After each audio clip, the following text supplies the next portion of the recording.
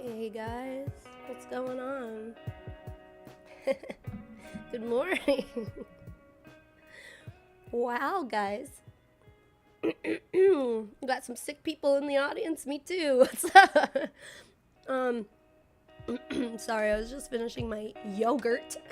Also, I didn't realize that that song said the F word so much, so I'm sorry. Oh, okay. Pippi's here. Yeah, I have Oh, hey Jess, thank you. Yeah, make sure you lick the stream, please. It is strawberry flavored today. Just in time. What's up, guys? Happy you're here. 3 a.m. Hunter. Dad, Australia time, no. Yeah, so I'm sick, but well, I mean, I'm kind of getting better. Like my voice was really bad for like 2 days. It's still pretty bad, but I'm like feeling better. I still have some sinus pressure, like right here, like whatever these little sinuses are on the side. But and now my dogs are barking. Yeah, the doors open because it's like beautiful outside. What is the temperature right now in Phoenix, Arizona? Let me tell you. I would love to tell you if I knew. Oh, it's 50 degrees outside. 10% chance of rain today. No, it's just beautiful outside. So, I have all the doors open. So if my dogs start barking at stuff, that's why. Yeah, so we're going to be finishing up the New Year's kickoff Young Living. I figured we could just do it. I sound like Miley Cyrus. I can buy myself flowers. Name in the sand. Yeah, you're right. I do sound like her. That's funny. No, I love Miley Cyrus. I'm not talking shit. I love her. Yeah, I figured I could do this as a live stream instead of like a full on video because look, Pop Tarts under my armpit. Look at her judging you, staring. Hi, Pop Tart. She knew I was talking about her. Hi, baby. Hi, baby cutie. Yeah, so my sister has Griffin right now, so we are baby free. Sparrow's in school, so we got a few hours. I wanted like because I just have so much to do. I have so many things to cover, but I've been sick, so like I haven't been able to film. So that and like the last two videos from this Young Living New Year's kickoff series didn't get a lot of views, and the amount of effort that I put into editing my videos, especially when they're that long, like it can take like 8, 10, 12 hours sometimes.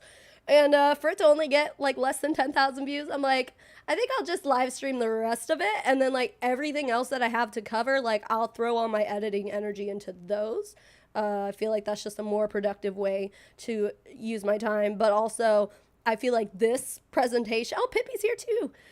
This presentation, this New Year's kickoff is so important, especially because like I feel like 2023 is going to be a make it or break it year for Young Living. So I want to make sure that this information is on my channel for whoever wants to watch it. The thing is that when I've been covering this New Year's kickoff thing, I've been editing it, of course, and I've edited out a lot of stuff. So that's one thing that we're going to miss out on here. You'll still get my reaction, obviously, but there's just some stuff that, like, if I was making a full-on video out of this, I would be cutting out. So we don't get to do that here. Hey. My sick voice singing reminds me of Phoebe's phlegmy voice on Friends. Oh, smelly cat, what are they feeding you? You are a smelly cat. She is a smelly cat. Anyway. Spending my, well, yeah, I mean, I reached out to my sister to watch Griffin so I could work, and I decided that because I was like, I could batch film all the videos I need to, but like my voice sounds like this. I'm like, I don't want to batch film like 3 videos and for the next 3 weeks have videos of me sounding like this. So maybe if I have time after the stream today, I'll film 1 video, so so then you'll only have 1 video of me sounding like this. I see Julie Joe and Aaron's live about with Jesse. Yes. I actually watched DC cover it the other day live. I haven't watched JJ and Aaron's live about it because I already watched DC cover it. But yeah, I probably will. And I know Chelsea's going to do a reaction video to it too. So holy moly. Oh, hi, Kayla. My best friend Kayla's here, everybody.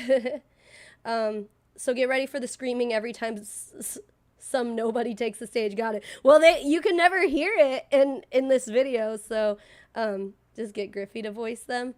Wait, what were we talking about? Griffin was voicing who? I already forgot. I need to take my meds today, dude. I haven't taken my ADHD shit yet, so my brain is not working at full capacity. Anyway, 2 degrees in Denver. Goddamn. Fuck that. I sound hot right now. Thank you, Kayla. They were just telling me I sounded like Miley Cyrus, which is not wrong. All right, so let's get to it, guys. I have it. So again, this, excuse me, this video that I have here is kind of low quality. It's a little hard to see the chat. Even full screen for me, I can't really read the chat. I mean, you can read it, but like you have to really like look at it. But I'm going to keep it up just in case. If you guys see anything interesting in the chat, let me know. I'm going to be doing makeup while we do this. So, oh yeah, Chelsea and her baby. Oh my God. That's going to be the most beautiful baby boy I think the world will ever see. Chelsea and her husband are hot, dude. And they get together and put their DNA together. They're going to have a hot ass baby.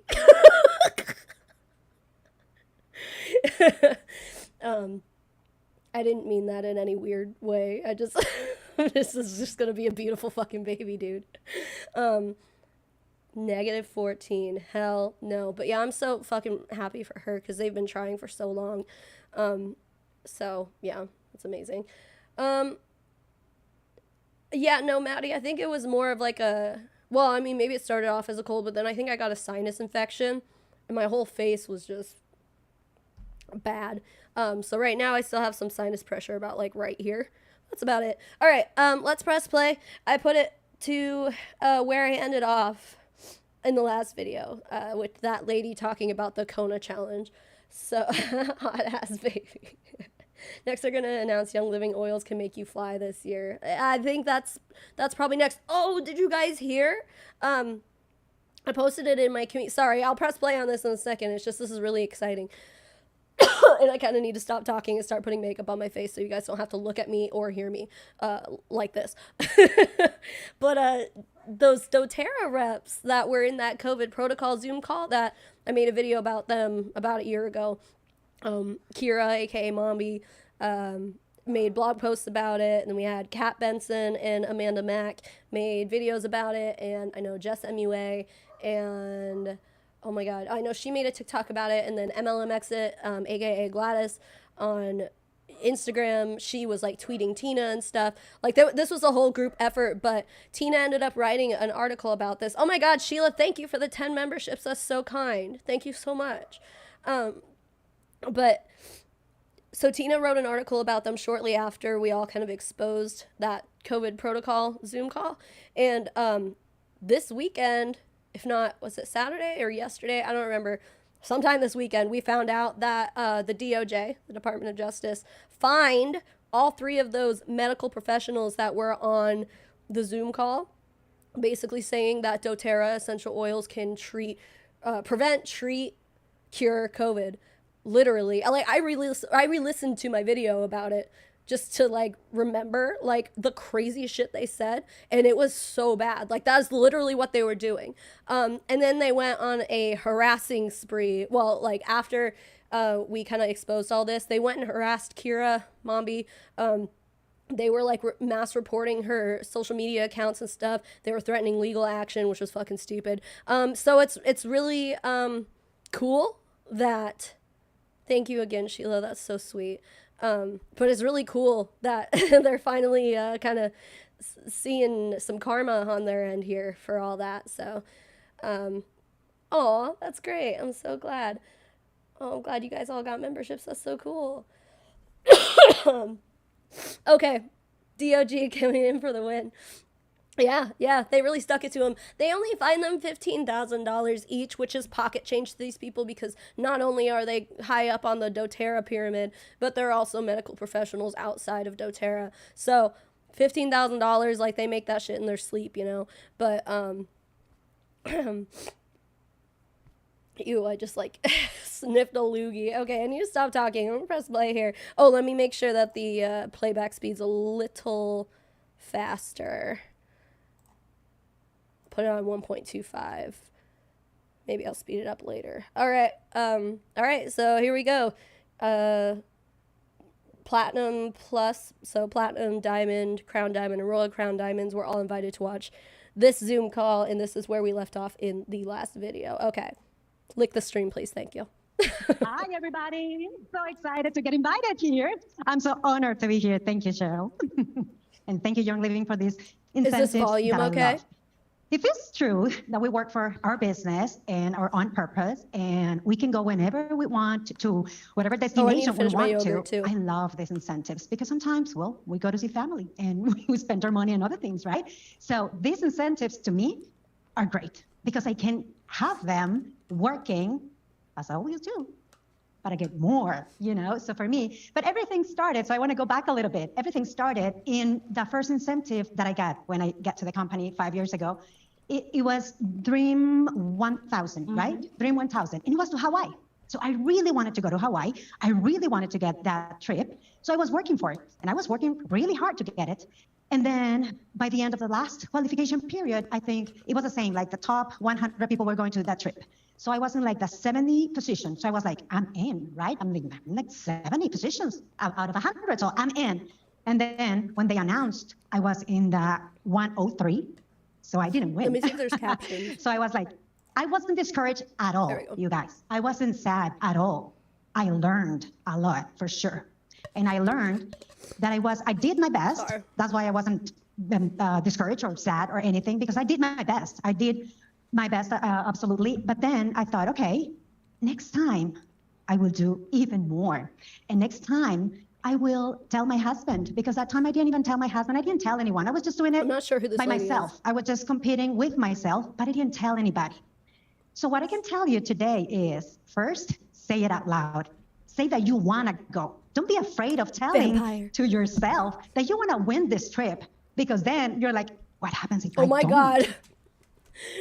Truffle 85 just said, why isn't that shirt tucked in? I keep thinking the speaker's wearing her underwear over her pants. Literally, it looks like she's wearing a baby onesie. And this is how I have to dress Griffin every day. I have to put his pants on first and then put the buttons of the onesie around his pants, because otherwise he will reach into his pants and reach into his diaper and pull out his little winky and then like pee. He'll like pull it out the side of his diaper and then just like pee. I'm like, why do you do that? So I have to like hide his little winky from him, and he has to wear a fucking onesie like this. This is literally what it looks like. Dude, that is so funny, because yeah, that is seriously what this looks like. She looks like she's about to lead a jazzercise. Truffle, I have it sped up, but it's only to 1.5 or 1.25, so not even 1.5. So if I need to slow it down, guys, let me know. Well, nothing is going to happen. Nobody's going to tell you, hey, you said you were going to win and you didn't. Nobody's Maybe going to this lady has the same problem. Say it out loud. Put it in your mind. Believe in yourself. She and just can't stop pulling her little winky out. So that's what I told myself. And then I thought, okay, I really want to go to Hawaii. So when am I going to Hawaii? And then Diamond Retreat came, and where he was, in Hawaii. So I was like, okay, there's my Hawaii. And guess what? There's Hawaii again. So I'm like, okay, this is amazing. This is making up for the thing that happened to me a few years ago. So I'm so excited. I have learned a lot from these experiences. I always share with my team that if I can do it, you can do it. You have to put that work in. Oh my God, absolutely. But the work that you put in is the Does work anyone that know who you're this supposed lady to is? do anyways. So this is what I love the most. So you guys, we can all go to these trips. We can spend time together. And let me tell you, Bora Bora was the first trip that I went to. I just want to cry about Bora Bora. You guys, who went to Bora Bora here? Is anybody who went to Bora Bora? No? I'm so sorry that you missed it. I'm so sorry, you guys. Oh my god. She's like up here bragging. Like, okay, I have to remind you, this is, sorry, my dogs are barking. They probably just heard me laughing all loud and they're like, what's going on? I have to remind you that this Zoom call and retreat, I guess, if you will. Oh my god, Christina Beck 87. Just a reminder from watching the transcripts from Cat in DC, do not put young living up your bum or cooter. Yeah, please don't do that. People are going to do that because in one of these videos they were the lady was like, we're going to start making cute ice cubes out of essential oils and water to put in your drinks and stuff. Thank you again, Christina. That's so kind. And I was like, yeah, but like, they're going to start putting those little ice cubes, except they're going to make them out of coconut oil because that's what they've done this before. I think it was a Doterra rep who did it. But yeah, no, don't do that. Anyway, what was I talking about? Okay, so this room in retreat and Zoom call was for people who are ranked platinum and above. And the fact that she was like, who went to this trip? This huge like retreat, like I earned this trip. Who was there? And like no one was there. I think it just goes to show one of two things. Either none of these people ever qualify for any of the trips, despite them being at the top of the pyramid, or all of the people who did qualify for that trip are no longer here. You know what I'm saying? Like, they're not, they didn't qualify, or they did qualify, but then, like, either fell off, or they're not with the company anymore, or, you know, something's here, but there's a reason they're not here. So it's like, all these people are like, yeah, no, I didn't qualify for this trip.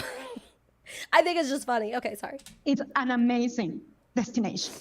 Since I saw that incentive, I looked at my husband and he said, we're going to Bora Bora, right? And I said, yes.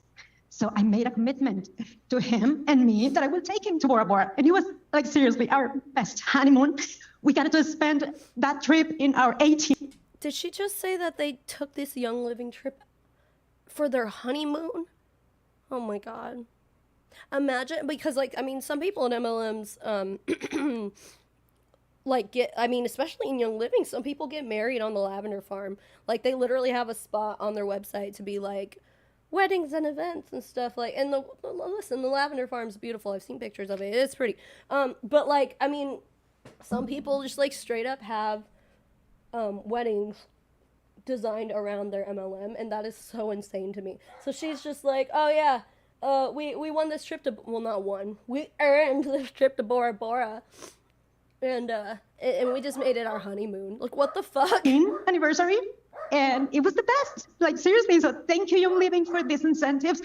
I really love this because we can travel and we can be with our teams and we can be an inspiration for our teams. And this is the most important thing because we have to believe in ourselves show off to and tell our team that we can all do it together. So let's do this together. No, the reason that you're doing it is because they did it for you. They're the ones who qualified you there. Usually to qualify for these trips, you have to recruit people. So the reason you made it there is because of them. And they can't, not everyone can go, dude. Together, let's win these trips and let's show people to believe in themselves and do this. Who's going to Kona with me? Shut up. Oh my God. Thank you so much, Lynette. I think we are all ready to go, right? Now, let's keep in mind a couple of things. Incentive trips are more than just a destination. I love Hawaii. I do. I want to be there so bad. But it's more than just a destination. Incentive trips are a tool for you to be able to grow your business, okay? Oh, well. AKA recruit. So let's talk about it. More than just a destination. Incentive trips motivate and recognize exceptional performance, okay? How many of you have been feeling like you've been lacking a little bit of fun in the business? Anyone? With your teams? I felt that, okay? This is a great tool to infuse your teams, not just with our awesome oils, but excitement. Excitement drives people to work, okay? It also helps you engage your teams, leverage sustainable growth. What happens during the qualification period? People are working, and that work becomes habits. That's what we want. We want to create healthy business habits that are going to make it so that you have sustainable growth. Let me share some of the benefits of There's nothing sustainable about growing the an incentive MLM trip. Because remember, now we know how to qualify. how do we take advantage of this? More than just a vacation. Again, increase motivation and productivity. When I have a reward and I know that I have to work towards it, but I know that I want it so bad because I've been dreaming, I go hard, okay? So motivation and productivity. Improve team building and morale. We talked about this. We've been lacking fun. Maybe there's a team member that's been trying so hard for a while and they're just stuck. This is it. This is what's gonna get them to go. Wow. So basically, like, essentially bribe your team. Be like, hey, if you work really, really hard, you're gonna win this trip. Which, by the way, I think they only said that, I think the top 300 in this Kona challenge are gonna get to go. 300 people. I mean, that probably makes up a lot of Royal Crown Diamonds. I don't know how many Royal Crown Diamonds there are, which is the top rank. But there's, more than one. Like, some MLMs have, like, 2 people at the top.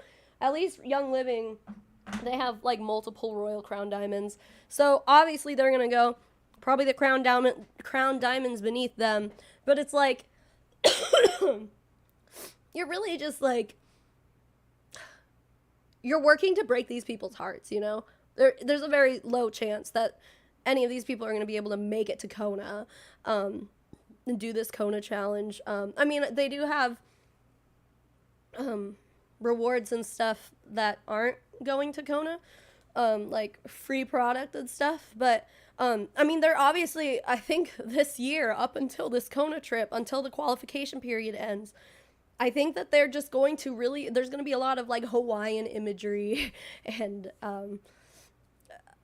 just, like, that kind of stuff just to, like, motivate their team. But really what they're trying to do is just, like, push recruitment. And that's what they're talking about with a sustainable growth. Like, to grow your team, you have to recruit people, and then you have to get those people to recruit people. That's the only way that it's ever sustainable. And even then, it's, like, it's not. It fizzles out for everyone eventually, really.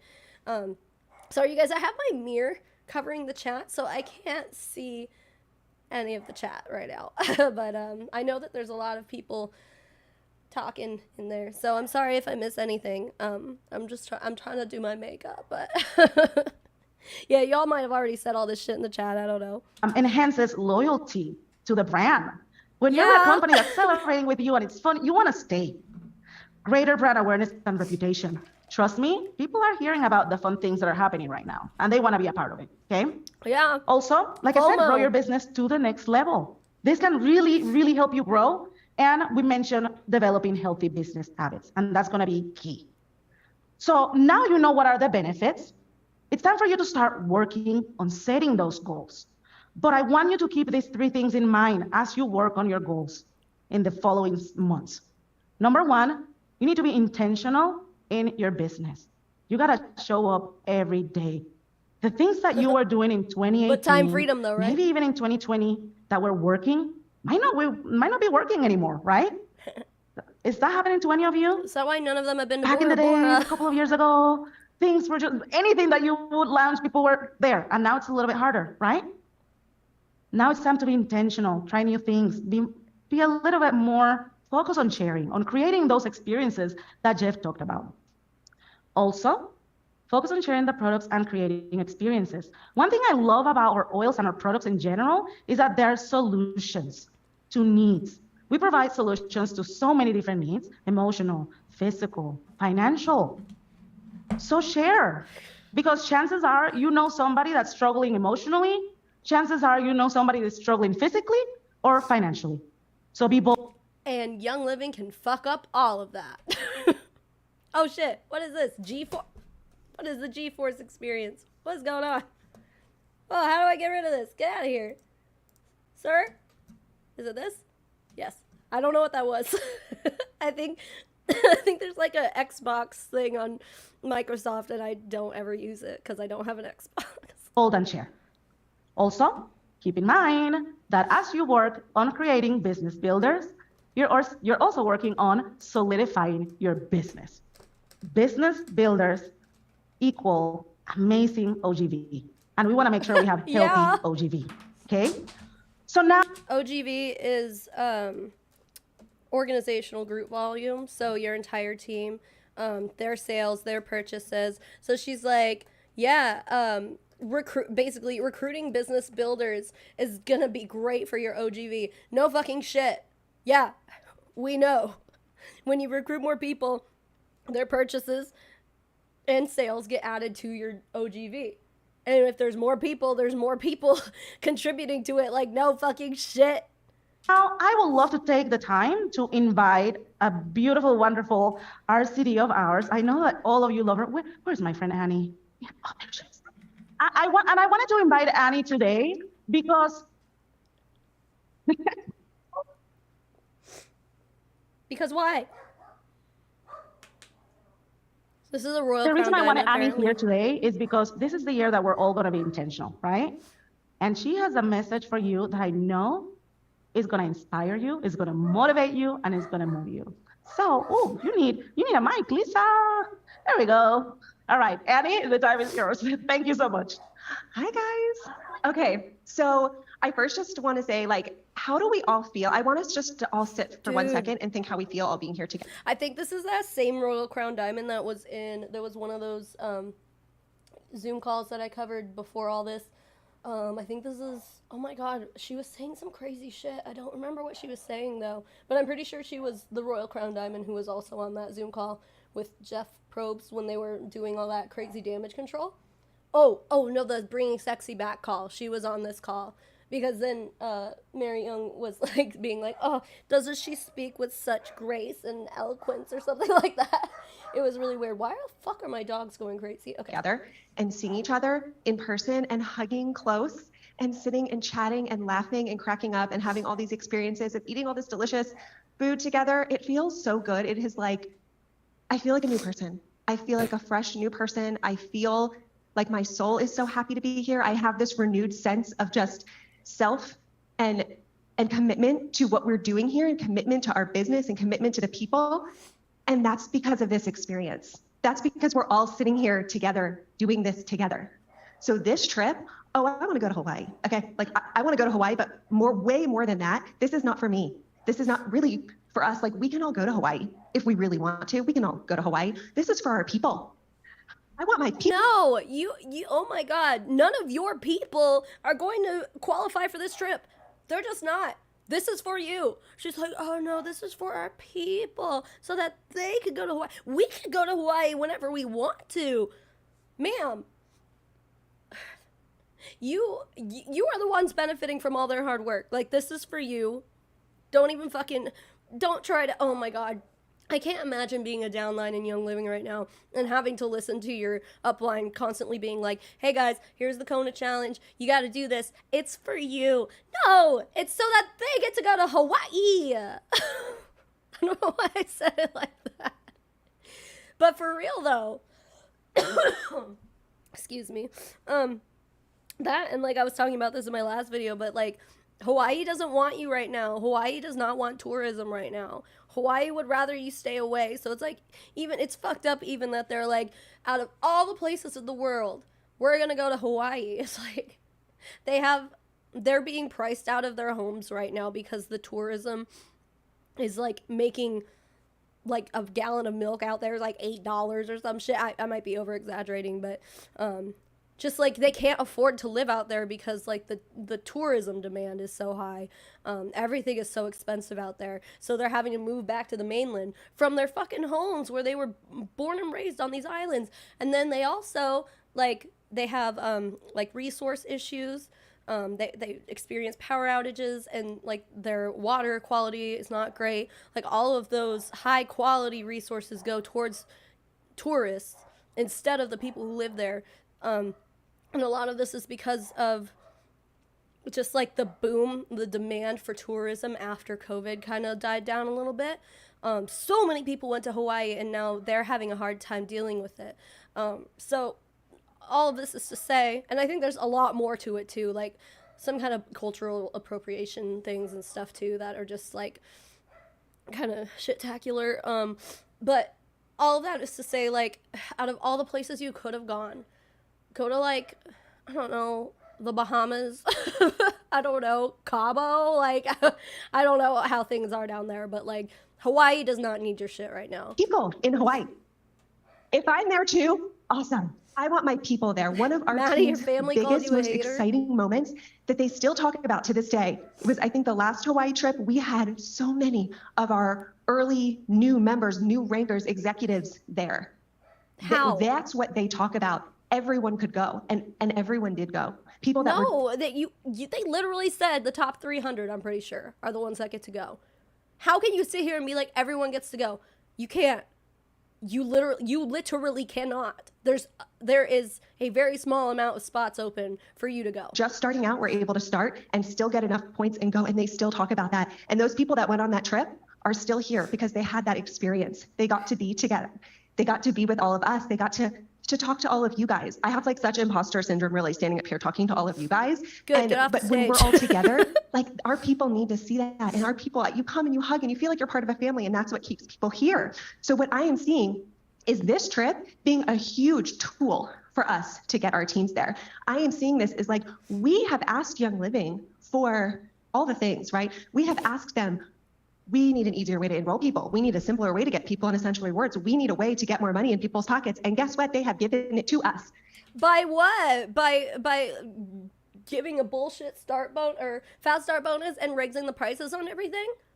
Great, good job. Thanks, Young Living. Every single thing we've asked for, they have given it to us. And now they have given us this tool, this map, this way. They've given us the way. We just need to get there now. Oh yeah, the We're Canadians done won't be with there. any excuses. We're done with any of that, like anything in our past. Like we are here for the future, and this is our roadmap. So in my brain, ever since I heard of this trip and saw the qualifications, my brain has been going as how am I going to use this as a roadmap to get my team here? And How am I going to manipulate people? Oh, I know, with FOMO.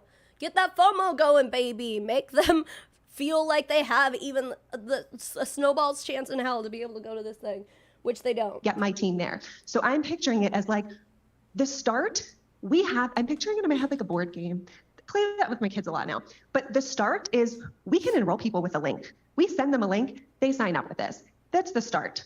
We get 50% when they do that. That's the start. That's simple. Yep. We can click a button and get them on loyalty rewards. That's the start. It's simple. The end goal is purpose, is abundance, is getting people to in a place in their life where they have helped people. They feel healthy. They're helping other people getting healthy while taking a weight off of their shoulders in their abundance and their finances. That's the end goal. But how do we get there in the middle? Sometimes it feels a little like you're going through the jungle. Right now, we have the roadmap. We are hopping through. We are going to, this is great. I can get 1 point by enrolling someone. Here's my roadmap. I'm going to be teaching every single customer, brand partner on my team how to enroll one person. I'm going to be Hey, here's the thought. What if they don't want to start a business? What if they just want to fucking enroll and use the fucking products? What if they don't want to be a hashtag boss babe, business builder, business owner? What if they don't want any of that? She's like, I'm going to enroll all these people. I'm going to make them want it. Ma'am, I don't think, not everyone wants to do that shit. Like, you can try to shove Hawaii down all of their throats to get them to recruit people for you, but yeah, that's not a way to build a sustainable business, to kind of like FOMO people into be like, no, you definitely want to be a business owner. You totally want this. But they really don't. Like, after this qualification period's over, they're just going to be like, all right, well, I didn't qualify like you told me I could. So I guess I'm done. I'm done building this business. Also, I am more broke than I was before I joined because I watched this show called That Oil Show on YouTube that told me that for my health, I need to be buying $1,000 worth of Young Living oils and supplements every single month in order to be healthy. And I still feel the same as I did before. And also, I have no more money now. So what the heck? Like, the way that they're always, like, in this presentation, they're like, oh, yeah, Young Living's gonna help with your finances. It, like, super isn't. Unless you're actually using all the products, and, like, enjoying the products, you know? But, like, who's doing that? Like, people are only doing that because they think they're supposed to, because that's what's shoved down their throat. I don't know, man. But generally people just inventory load and they're like, oh, I need this. And then like they can't keep up with the routine and the protocol. Yeah, that's what they're trying to do in Young Living this year is they're trying to get you to reset your routine or whatever, I think is what they're focusing on. And it's like, yeah, if you're in a reset your routine and do it in the way they want you to, you're going to be spending thousands of dollars a month, dude. So unless you come into this being like, I'm going to build a business, but not use the products, I'll use like 2 products, then maybe you have a chance at making this be financially beneficial to you. But for the most part, it's like, you got to be a product with the product, dude. I just like the amount of people who are not breaking even in this business is, I don't know the exact number, but I know it's astounding. Helping them make wellness plans, which I know so many of you guys do, wellness plans for their brand new customers to know exactly what their goals are, and setting them up with a loyalty rewards plan for the next 6 months with exactly what they need and giving them that order. Customer experience, making sure that our team knows that we've got to get belly to belly again. And like we have got to get around the kitchen table, as Mary always says, like telling our stories. When you smell these oils, when you use these products, you guys all know that's what keeps people here. So I'm using this incentive as the dangly carrot, yes, to get my team where they need to go, but I'm using this incentive as my roadmap on how I'm going to teach my team and how we are all going to teach our teams together the steps that they need to do to build these businesses with a place of peace, like from a place of peace, these sustainable long-term businesses from a place of peace, and being very intentional in it and teaching them how to use these tools to grow their businesses, build the healthy habits that they need, that this is not just some big push that, you know, only the top enrollers or only the influencers or only the people that just enroll 9 million people and then never speak to them again and they fall off the face of the planet. That's not what this is going to be. This is going to be the dangly little carrot, but that gets us all to build really sustainable businesses with people who say that all want to you be want, here but we know it ain't and true, who still are ready to come into Young Living and use these products that change their lives. So I am so excited and so thankful. And I really hope that I see you guys there, but I really just think all of our teams need to be there. So I hope we're all there together with so many of our teams. And I'm just really, really excited. So thank you, Young Living. Though. Thank you, Annie. Okay, I'm really, really stoked about this incentive trip. Let me just cover a few things I want to make sure we point out. So Canadians, we are very mindful of our friends up north.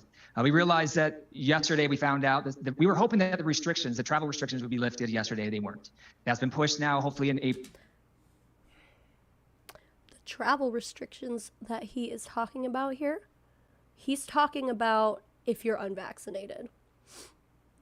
Because a lot of people in the chat were all pissed off, like being all entitled and shit. They were like, I'm from Canada and I'm not vaccinated. And we're like, no, why do you have to have an incentive trip to America? Now I can't go. And it's like, hey, here's an idea. Maybe get vaccinated. How's that for an idea? Like, what the fuck? Yeah, he's sitting here being like, sorry, Canadians, America just pushed back their travel restrictions, so you can't bring your COVID ass to our country, or Hawaii, especially Hawaii. It's, like, don't sit here and apologize for it. Like, make them get vaccinated. If you really want to fucking go, do your civic duty that you should have done a long time ago, honestly. For real. So it's so annoying that they have to like apologize for this shit. It's like, maybe if you weren't teaching your sales force that the only way to be healthy is to not get vaccinated and use essential oils to treat COVID instead. Looking at you, Doterra, Miss Dr. Tina Wong, and Eliza Bacot and someone else. I forgot the other girl's name. Yeah, if you guys weren't doing that, maybe your sales force would be able to go. People will find out. We are not going to leave our Canadians. We're not going to leave you. We'll take care of you. So we've been considering that. We know that. What are you going to do? Smuggle them? You're going to smuggle them into the country? It's you're giving some really like false promises right now, dude. We're hoping that the restrictions will be lifted. We need you. We need you in person, and we need you with us. So we're aware. To keep energy going, because this is a long incentive trip, we have bonus categories that will come out. So we have questions around re-ranks and those types of things. We have bonus categories that will be coming out throughout the different months to keep the energy high. We will send all the details. All the details will be sent to you in your inbox. So use that as your guide, but they will be sent to you tonight or is it tonight or tomorrow? Today. Okay. Today. Good. Last thing. We have a photo booth with a Hawaii backdrop. This incentive trip is not Here for we go. you. Start the Don't FOMO be here, offended. guys. We want you there, but it's not for you. We really want you to use this as a way to get your people to Hawaii, and we want you there with them. We want you there. But that really is a tool for you. So what we would like you to do, we have this photo booth. We want you to write the names of the people that you want to help. Take a picture, wow. send that picture to them, and let's get our teams to Hawaii. Wow. Thank you. We're really excited. Now, I am just honored to introduce our next guest, and I've had the privilege in my short time back to be able to travel and spend time with Jacob and Kate. It has honestly been a Jacob Young, and then Kate is his wife. BT dubs. rewarding actually experience for me. And I just want to share a few things that I've noticed, if that's okay. Jacob and Kate were both a big part of our strategy session up at Tabiona. They were there, and I was actually really impressed with Jacob. Jacob is extremely smart, and I sat there in awe as he would speak. Like, he knows what he's doing. He knows his business. And more importantly, he just has that heart. And you guys know that about Jacob. I left that event just extremely confident in Jacob and his leadership abilities. So thank you for that. The last thing happened a couple days ago, and Jacob doesn't know this, but I was sitting in my car, and he tried to scare me. It didn't work, but he tried to scare me, and then opened the door and started talking. He could see that, like, I was dealing with something, and he asked me how I was doing. And I shared, and there he sat there and gave me advice. And I was so impressed and just touched that he would take the time to do that. So really Jacob appreciate Young is like 22 or 23 years old or something. So it's just weird to hear this grown ass man. Like, I don't know how old this Jeff guy is. Our dollar store Rob Lowe. I don't know how old he is, but he's definitely older than Jacob Young. He's probably in his 40s. So it's like really weird to me that this guy is like confiding in essentially a kid, like, compared to him anyway, like as if Jacob just has like wisdom beyond his years. It's like, he's a 20-year-old kid, dude. He's 23 or something, like, or 22. I don't know. He's young. What does he know? What kind of advice can he give you that you can't? Is it because he's the spawn of Gary? Is it because, did you guys fucking know? I didn't know this. I just found out the other day. Gary Young, altogether, pretty sure, has 10 kids? And I think that's is that including the one that he killed and murdered in a bathtub? Yeah. But we only ever hear from Jacob and, oh my God, what's the other one's name? Jacob and, I don't know. I forget the other one's name. But no, Jacob's the one to really watch for, because he's supposed to take over the throne when Mary Young steps down as CEO, which I'm thinking, like, that's got to be coming soon, right? Like, with how shitty Young Living is doing, just in general, I would think that they'd be like, hey, Jacob, especially with how they're like, oh my God, he's so smart, blah, blah, blah, blah. I would think that, especially with that, they would be like, we need to get Jacob in here, Mary. You're getting a little too old, ma'am. But anyway, yeah. Jacob and Robert Marley? What? No? What the Jacob will be our new... What? Jacob will be our new God King? Pretty much. He's the spawn of Gary, man. The second coming of our Lord and Savior Gary. Anyway, it's just weird to hear a grown-ass man talk about a 20-something-year-old kid, giving him advice. What is happening? Appreciate you guys. Grateful for your leadership. And please help me welcome Jacob and Kate. Oh boy, this will be weird. Jacob is like a socially weird dude. Oh, he's wearing a lei. Oh my God. Let's just... Oh, it's so great to see all of your beautiful faces here. Culturally When everyone was walking in the building appropriate. last night, my heart just got really big. I know these last 2 years we haven't been able to see each other very much, but that's starting to become more of a norm. And that sounds weird to say that seeing people is a norm now, but it's so great to see all of you. Kate and I are truly grateful that all of you are just doing what you do, sharing what you love, and just building this amazing community that we have inside of Young Living. We're extremely grateful for all of you. So thank you so much.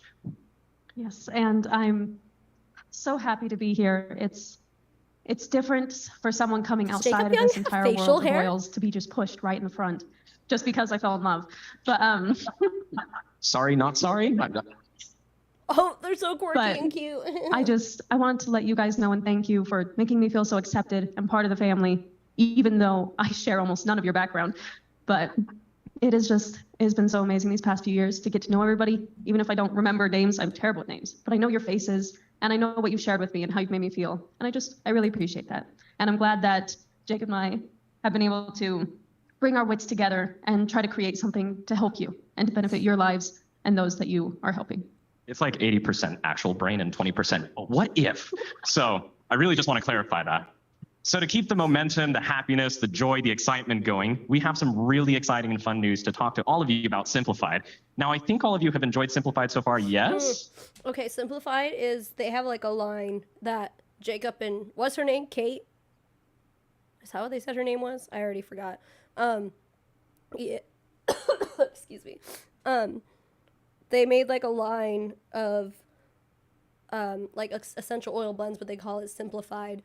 And it's just like some of the, like their basic oils, and I think they came out with, or maybe they are coming out with a starter kit made just of those. Like they're more for like, well, I mean, let's be honest, every essential oil should be just for aromatherapy and smells and stuff, but I think these ones are specifically like targeted to that. Like, you're not supposed to eat these ones, although I'm sure that's never stopped any of these people.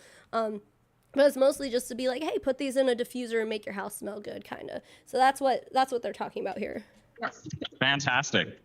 So we kind of want to talk a little bit about Simplified. Mark. Obviously, most of you know the reason behind Simplified, and it was to share the experience of Young Living in a very easy and simple way, and to introduce newer people who might be a little discouraged from this giant world that we have, aka the 700+ products we have on the website, and not knowing what they are. With Simplified, it's just for the smell of it. You can say it just smells nice and try it out. And if you want to continue down this path of a healthier lifestyle, look at all these other products that we have. And I feel like we've done a fantastic job of that. Not us, you guys have done a fantastic job of that, for sharing it. Okay. So we're super, Freudian super grateful slip for there. that. Every single Maybe that seasonal set that has come out has sold out entirely. This winter set is still going. That'll go till February 31st. Spring comes March 1st. So be ready for that. We want to talk about the future of Simplified. So all of you are ready to share and get excited about that. So do you want to share some info? Where do we want to start? Well, I think we should start with what's happening this year. Okay, this year, coming spring, I'm going to preface by saying this is in the works, all of that we're going to talk about, but we are hopeful, we're making a plan, and we're going to make it happen. But this year, this spring, for your new members and those you want to enroll, we are making a Simplified starter kit. Okay, so they're Now, this still is coming out unlike with it. any other starter kit inside Young Living because it's seasonal, meaning that the starter kits will change with the seasons as well. So it won't be the same one every single time. It'll be unique and different, unlike any other starter kit that we have. Now, along with this starter kit, we have 3 new products coming to the Simplified line as well. And the one will be announced with the starter kit coming in spring, hopefully, tentative, and 2 will for sure will be announced at convention. They are fantastic. They're awesome. Kate and I have them in our pockets, but we're not giving them to you yet. So sorry. Jerk. Well, some are too big for my pockets. Yeah, 2 you can, well, all of them you can use on a daily basis. One is like, I don't know, about this big, something like that, something along those lines. So guess you'll have to find out when that happens. Now, that's 2023. Sorry, that's it. But 2024, a lot of you have been asking, so is Simplified going to stay the same or are we going to change it up? We decided for the 2024 line, it's going to be a brand new line with brand new seasonal sets as well. And we're also going to be changing the boxes a little bit. I have a few ideas that I'd kind of like to work on, but I kind of would like, one idea that I have, and this is just an idea, like I said, 80% what, 20% what if. I'd love to see something that if everyone were to buy, or if you were to buy every single set, it would line up and have a secret or hidden message in it. Who Something cares? related to Young Living history that most people probably wouldn't know, or I don't know, something fun like that. So He's been excited about this idea since we started like a year ago. So he stupid. definitely wants it. I'm on board.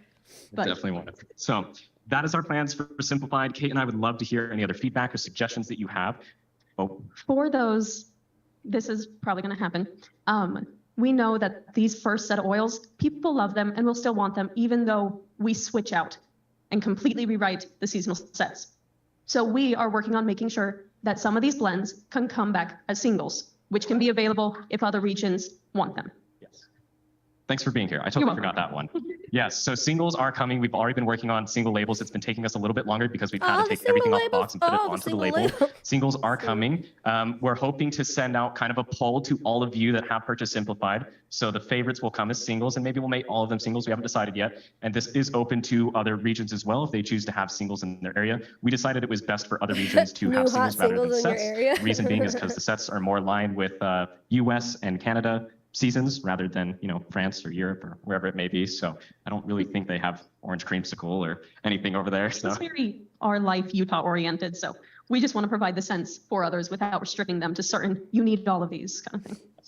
so once again, if you have any, but you just said, you said you wanted to give them an incentive to feel like they need all of them so that they could see the secret message.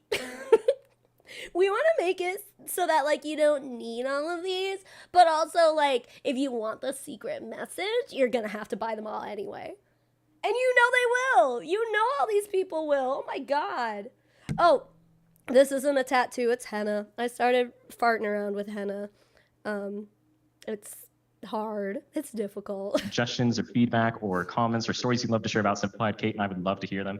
I'd also love it if you could come up, and I'm going to be talking about the podcast next. So this is where you get to sit back down, unless you want to stay. He's a... Oh, okay. Love you. What the fuck? The way he said that, this is where you get to sit back down. You woman. Get out of the way so the men can talk now. He hosts a Young Living podcast called YL Drop Podcast, I think. I've never listened to an episode of it. I probably should. But I can only take so much of Jacob Young talking because he's just, like, so socially weird.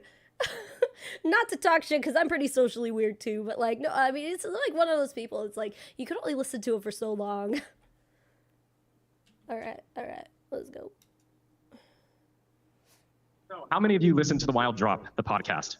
Fantastic. So I have some fun numbers to share with all of you. So we just crossed our 40 plus episodes. We have over 200,000 listeners. Here's the thing that sucks about podcast numbers. I've not been able to find a site or anything to help me to get exact numbers, but we took averages and we're sitting at about over 200,000 listeners, which is fantastic, but there's a lot more of you. So this year, one of our goals is to hit 500,000 average listeners by the end of the year, and I need all of your help to do that. So the support that we've been receiving back, kind of the algorithms, the stats that we've been seeing, a lot of you love our science episodes that we've been doing. How many of you have been listening to the science episodes that we've been doing? Fantastic. Did y'all listen to the Life 9 revamp episode yet? Oh, okay. Well, there you go. We talk about Life 9. We're going to be doing more overlooked/underrated products, also brand partner stories. I think this year last year was a great year because we brought a lot of people inside of Young Living to talk to you about the science, the history, the stories of the products, Young Living itself. And now I think it's time for you guys to tell your story. What attracted you to Young Living? Why Young Living? So I'd really love to share that on the podcast. Actually, fun enough, where's Chris? We just recorded an episode on Thursday. That was a really fun episode. He shared some pretty embarrassing stories, so you should listen. Ooh. Yeah, that too. And of course, I think what makes listening. Young Living is talking about our foundation, which is of course mom and dad.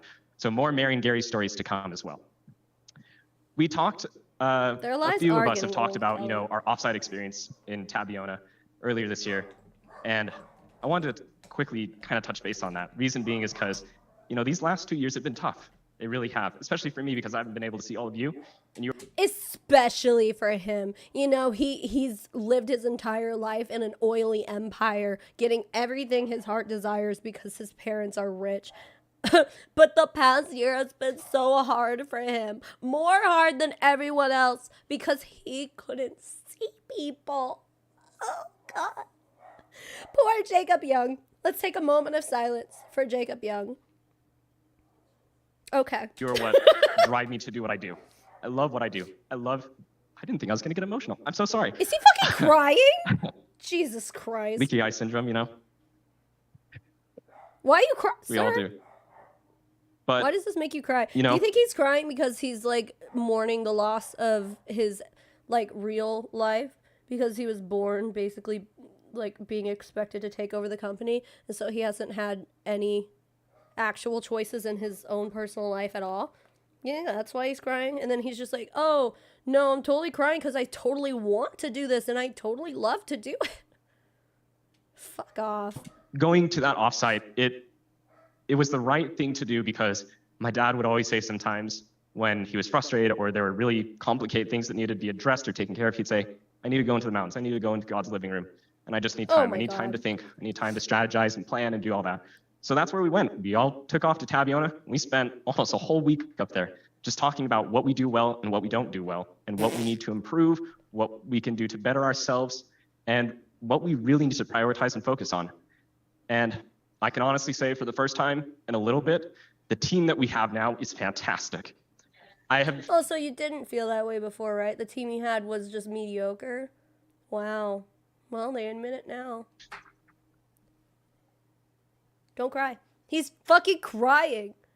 This is so Seeing weird. everyone so aligned with one heart, one mind, one vision, one purpose, one goal in mind was fabulous to see. And you know what we really focused on? It wasn't the dollar. It wasn't sales. It was you guys. Bullshit. Fucking We knew bullshit. you guys are what drive Young Living. My dad built this Yeah. company because he wanted to share his love for the product. No, your dad made this company because he was a fucking scammer, con artist who was looking for a way to build his own cult and probably eventually his own religion, but he never got to do that because he died so young. Oh, that's so weird. I thought Young Living was supposed to make you live long, happy lives. Oh, weird. Weird how Gary Young died in his 60s. With all of you. He wanted to change people's lives, and that's what all of you are doing. And that's what the focus for this year has he been. wanted All of attention you. and I feel like we prowess. kind of stepped a little bit away from that and focused on something that can be fun sometimes, but it's you guys that we truly need to focus on. And I think we've done an exceptional job with where we're going in the next direction. Sorry, I have notes, so I'm going back over here. But I think with 2023 and where we need to go, we need to stand out and show the world that we are the best at what we do. That sorry, means I'm like so standout labels, sniffly, dude. standout products, standout Sorry. science, standout research, standout everything. And so I'm so happy with the direction that we're going with our team and Mark and how we're really going back to the science. We're enforcing it. We're showing why we are the best in the world, why we are industry leading, and why no one will ever surpass us at that as well. So I truly appreciate Mark. When he came on, it was like, Mark is that throwing him Australian into guy. the fire and being, all right, do your thing, dance a little bit. But he's done a phenomenal job. He was going to retire, and Oh, he Mark just loved what we Fartlek, were that's doing right. here. Where's my And Mark fart and I sound? met very shortly after, Mark his first Fartlek. week, and we sat down, and he said, Jacob, what do you think we need to focus on? And everything that I shared with him that I really feel like we need to focus on, he was right there, aligned with everything. He loves where my dad was going with all of this, and we have so much that we want to do, so much that we want to push and share with all of you, and just be the best that we are at what we do. So I just kind of have one last thing that I want to share with all of you. And Pop-Tart. it's a brand new year. Oh, Meaning no, we're she's going to gonna be throw going up. through Oh. a lot of different things. We're going to be going through a lot of challenging times, fun times, sad times, great times. Some goals we will achieve, some goals we probably won't. But that's okay. There's always next year. There's always tomorrow. It's on my husband's So computer chair. I just so. want you to remember this, I need that her to one day throw when up on we the reach ground. those It's goals, much it easier won't to be the clean. goals that's meaningful. Oh, It'll be there the she journey. goes. Thank you all Okay. so much. Really appreciate it. Cats, am I right? Ew. What? Pop-Tart. Okay. That's disgusting. Okay. Okay, well, Jacob didn't think he was going to get emotional, but fair warning, I know I am going to, so it is what it is. This bitch gonna cry too? So, I am Marin Bryce. I'm the executive director of the D. Gary Young Young Living Foundation. Pop-Tart can smell And the bullshit. thank you. Happy New Year. I saw a sign recently that said, may your troubles last as long as your resolutions, which I liked. My personal resolution, it's yearly. I go on an Amazon fast for the month of January. So, withdrawals, it's fine, it's fine. So a couple of things that almost nobody in this room knows about me. The first is that, yes, I am the executive director of the foundation, but that's actually only about 2/3 The of my D. Gary job. Young Foundation? I also help with the corporate giving side. So I help Young Living do good outside of the business of doing good that they're already doing with the oils. Please. So when Colby came to me and started talking about Life, it Oh, was here this we go with beautiful Ein moment. See, bullshit. here we go. It was this beautiful moment of divine providence for me because my master's degree thesis was on food insecurity and food aid. My doctoral dissertation is on food insecurity and food aid. And for reasons that I won't go into, I was not working in the field of food insecurity and food aid, even though it was such a passion of mine. So when I got this job, and within 6 months, my boss is saying to me, we're gonna go feed kids. I couldn't believe it. I was astonished and grateful. Dude, okay, this whole thing really disgusts me because if you watched my video, I think it was the last one actually. They're literally profiting off of starving kids. So if you missed it, basically what's going on is that Young Living came out with a for-profit initiative, meaning basically they are dangling money in front of the uplines' faces to get their teams to donate meals, which is this einkorn shit, Ein Life or whatever it is they call it, which again, I said this before and I'm still gonna say it, I don't think, they're sitting here Einkorn is just so nutritionally dense, and they even said that what was it called? Convoy of Hope, I think. They were like, oh, they didn't share our excitement. It's like, it's probably because no one fucking gives a shit. Like, if you're gonna feed starving kids, wheat is gonna be a lot cheaper. How about rice, beans? Those kind of things are pretty nutritionally dense also, and also way cheaper than einkorn. Because like a 2-pound bag of einkorn flour is like $10, and that's the discounted price. If you don't get it at a discounted price from Young Living, it's even more expensive. I think it's like 13 or something for 2 pounds of flour. Like, this shit's expensive. It's like, if you really cared about feeding kids, like, why does it have to be your shit, you know? But basically, so the downlines, or I guess whoever buys these meals or whatever, they'll pay $30, and for 20 meals, I think it was. So if they donate the $30, then they provide 20 meals to hungry families or whatever the fuck, which would be great, except it's just like, it's their bullshit einkorn stuff, and that has a 30 OGV value. So, or over, what is it? Organizational group value, I think, or volume is what it's called. And it contributes to the upline's bonuses, so they're making money off of it. It's just, it's all really messed up. And it pisses me off every time I hear this. And she's sitting up here crying, like, we're gonna feed children. It's like, if you weren't spending so much money on your fucking einkorn, you could probably feed more children. But instead, you're using this as a way to profit, first of all, but also as a way to promote your products, like as if einkorn's gonna save the fucking world, and it's just not. It's just another fucking grain, dude. Anyway, this whole thing is so frustrating, man. Feeding America's numbers are so much better. Well, yeah, I mean, so Convoy of Hope is not Young Living. It's like actually, from what I understand, they actually do really important work. They have a lot of programs and stuff that help people in need in many different ways. So Young Living is just partnering with them. But it's just the way they're going about it it's like a thinly veiled attempt to be like, look at how good we are. Also, Young Living's so great. Also, you have to eat einkorn for the rest of your life because it's so nutritionally dense and you'll never be fully healthy without it. And it's like, even they said Convoy of Hope was like, originally like, well, why does it have to be einkorn?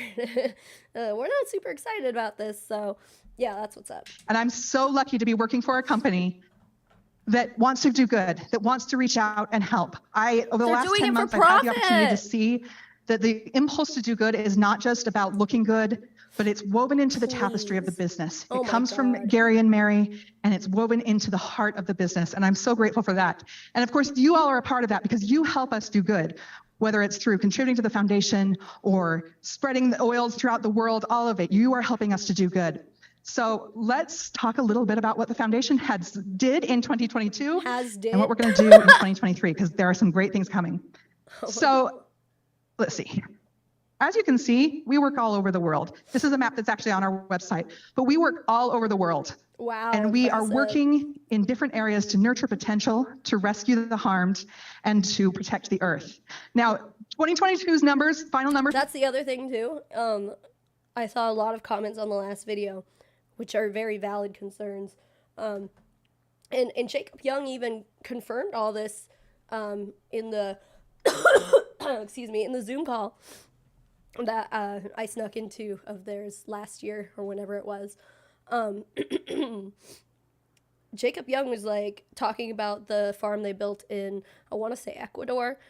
He was like, yeah, my dad was taking me and my mom and my brother to look at properties and stuff, and it was a jungle before we got there, and it was just marsh and snakes, and it was disgusting. And it's like, that is the natural habitat of a jungle. Like, that's what a jungle is, you know? And it's just really fucking rude of him to be like, we turned it into a beautiful farm. And it's like, but it was like an ecosystem. You like took part in deforestation of a fucking natural ass jungle so you could build ylang ylang, I think is what that farm is down there. I'm not sure. But yeah, they're like, we just want to help the planet. But meanwhile, they took part in deforestation. Not only that, but we know that they violated the Lacey Act, 2014 or 2017 or something like that, where they got fined, I think it was like $700,000 or something like that, for importing an endangered species to make an endangered plant, I guess, in order to make one of their oils. So, I mean, that's just another place that Young Living can do so much better if they actually fucking give a shit. Are not in yet because it's January 6th.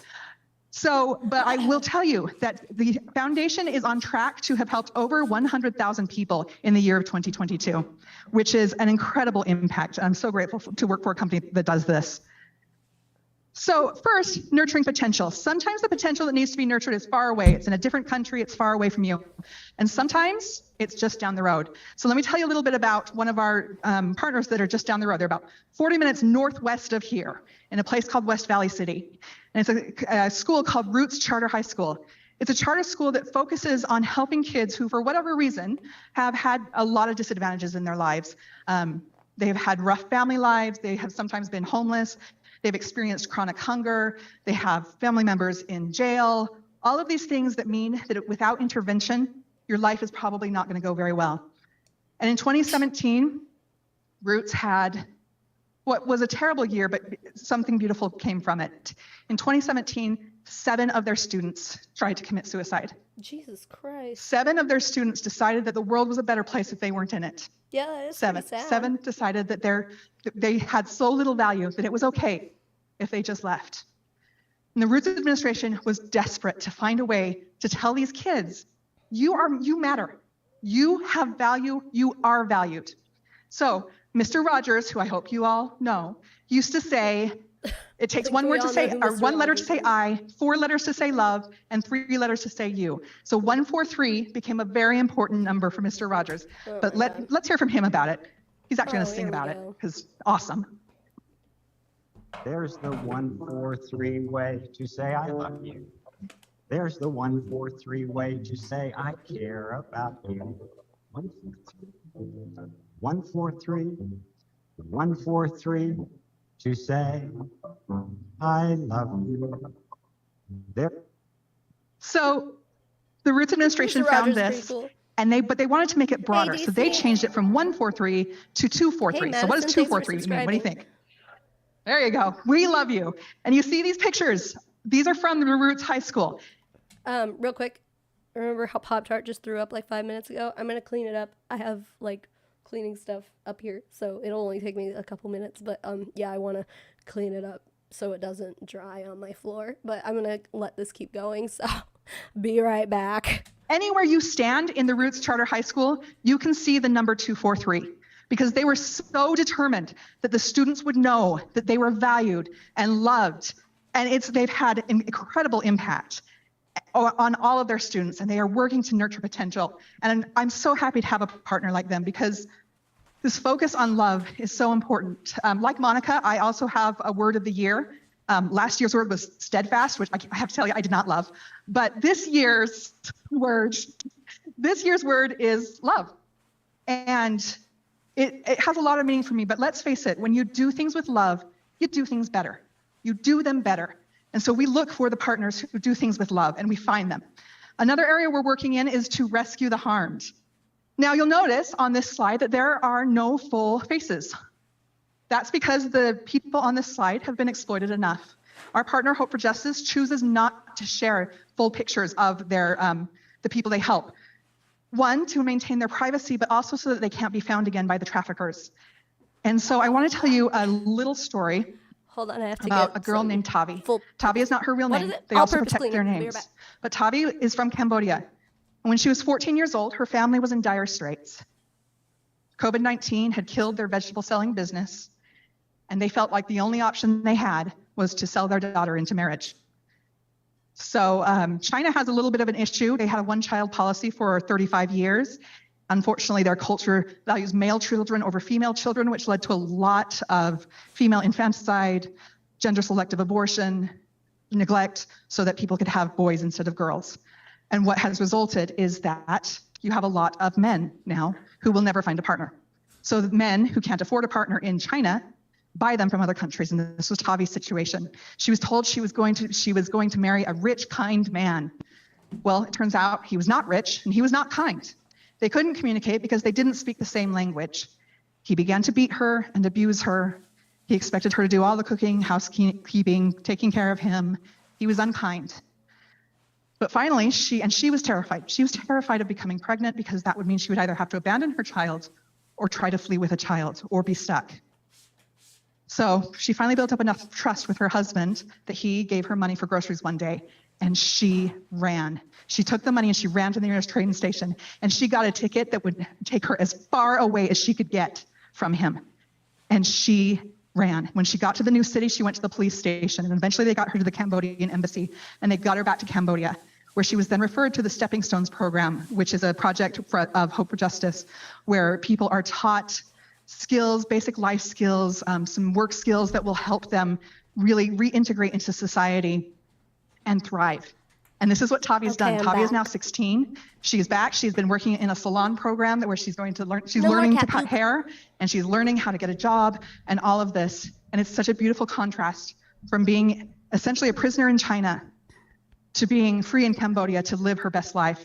Listen, like, I was listening to all this, but it's great to help those people. Like, obviously, that story, so fucking sad. And she just got done talking about kids unaliving themselves.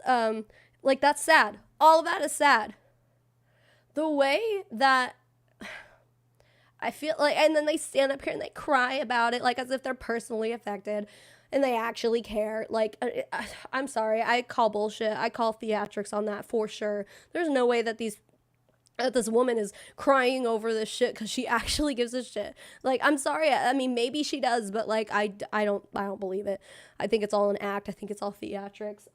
Because this kind of like emotional play that they're doing here is just another reason to get you to be like, I'm in Young Living, and this company just does so much good. Like, listen to all these stories and stuff about how much they've helped all these people, and it's like, I mean, it's just kind of a beard, you know, for what they actually do to all the people who are involved with their companies, you know.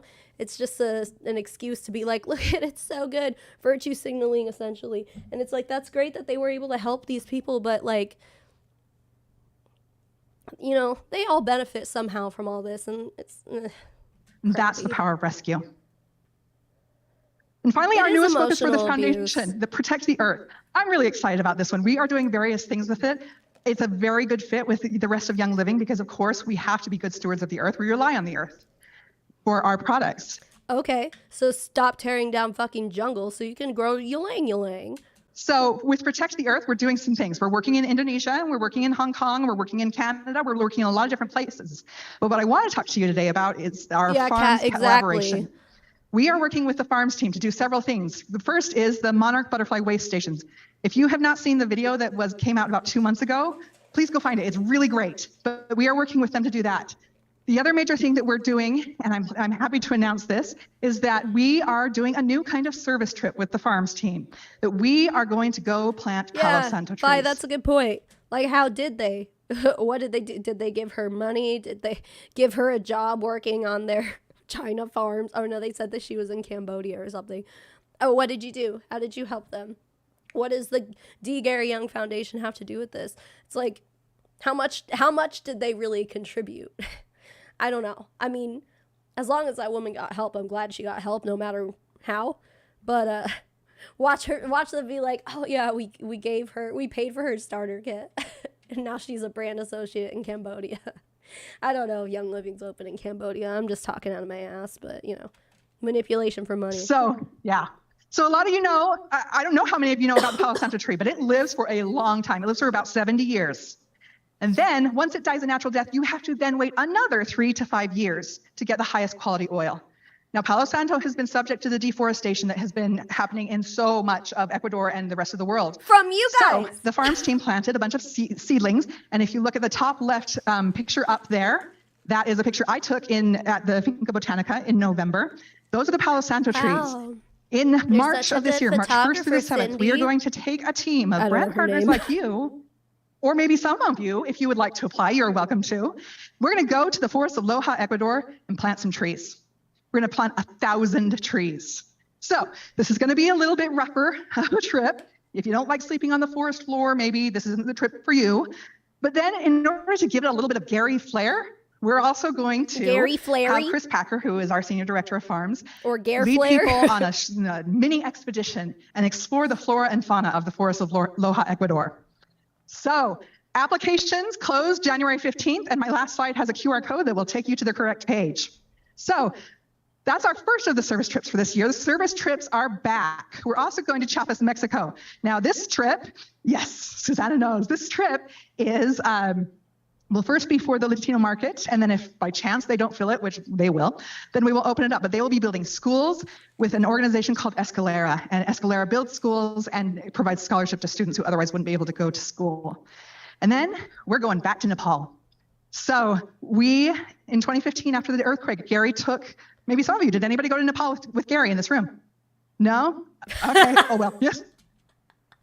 Here we are again, yet another example of people who were previously at the top of the company, or at least involved in Young Living enough to be going on these trips, on these service trips, but then also on their incentive trips and stuff. And she's just like, who all went with Gary? And no one in this room was successful in Young Living in 2015, meaning that those people who all were either aren't successful anymore or aren't even with the company anymore. What does that say, dude? What does this say? It says that this is not a sustainable company to invest yourself in, period. Jacob went to Nepal with Gary. We're going to go back to Nepal and see what is happening and build more 1,000 schools old and trees. help them build. So that's going to be very exciting. And then finally, we're going to go to Changan, Ecuador. You're going to help with the academy expansion, and that's exciting. So let me tell you a little bit about the academy expansion. I hope by now that you know, and Ben of course mentioned it this morning, that we're tripling the size of the academy, which is amazing. So I have a lot of qualifications. What is the Young Living I Academy? don't really laugh. Oh my God, did they like build an entire school and name it after themselves? I mean, I guess a school is a school, right? But okay. Actually, God, where is it? I feel like maybe it was somewhere in Utah, or maybe it's somewhere in Arizona. I don't know. I've seen it though. I don't know if I actually have been there or if there's just like a picture I saw of it.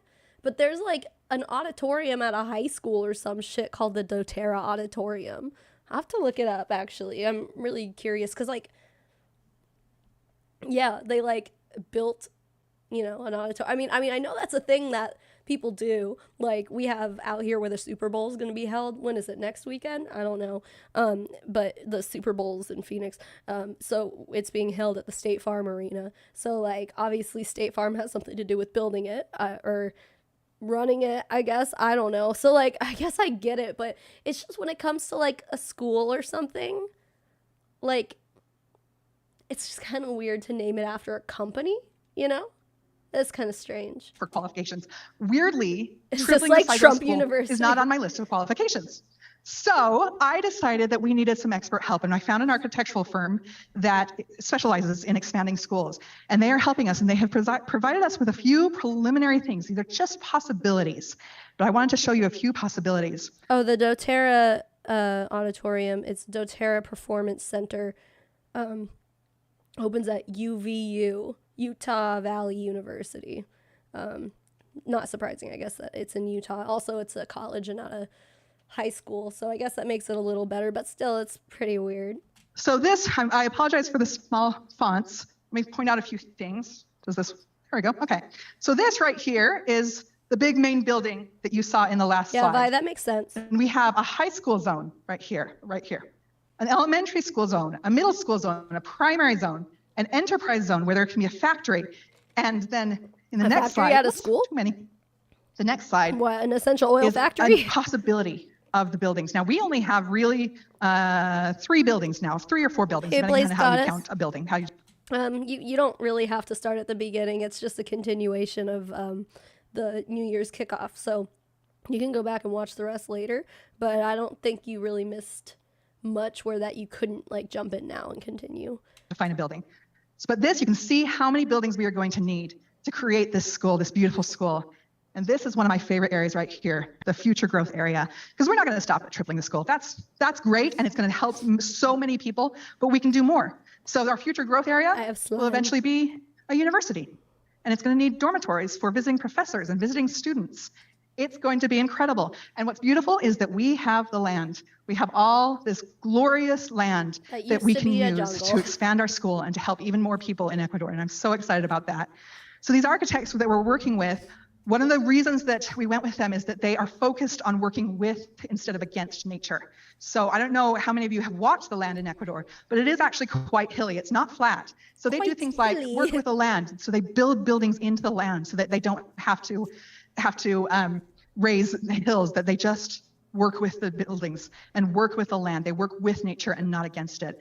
So it's incredibly exciting. And there will be so many important buildings, but for me, some of the most important buildings will be the libraries. Jorge Luis Borges said, "I have always imagined paradise as a kind of library." Now, I don't know how much time you guys have spent in libraries. I personally have spent probably too much time in libraries, but wow, what I love about libraries is that it's a small building that contains worlds. It contains fantasy worlds and the world of medicine and the world of art. It contains all of these worlds, and it helps our students know what else is out there. It allows for creativity and for self-directed learning so that when they are curious about a subject, they can go find it in a library. And it's just such an incredible thing. So we're going to build libraries, and just wait for some announcements coming that you're going to help us build libraries. And there's lots of ways that you can help, lots and lots of ways. I'm going to skip to the last one here. This is the QR code. I'll get it out of the way. This is the QR code that will send you to the Young Living Foundation, but lots of ways to help. Obviously, as we triple the size, we're going to need more sponsors. You can sponsor a student. You can dollar up your orders. You can join our monthly community of monthly donors. You can start a fundraiser. You can connect with us. Like the side Keep in contact with us. If you don't follow us on social media, if you didn't know about this Loja, Ecuador, Palo Santo. A library full of Gary's books. I think he wrote quite a few.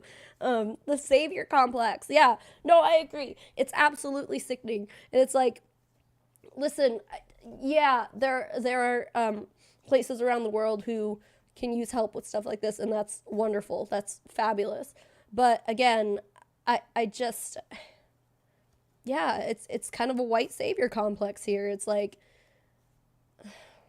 I don't know. Let's go to this foreign country. One of you guys said bought their lands and is holding it from the locals, right?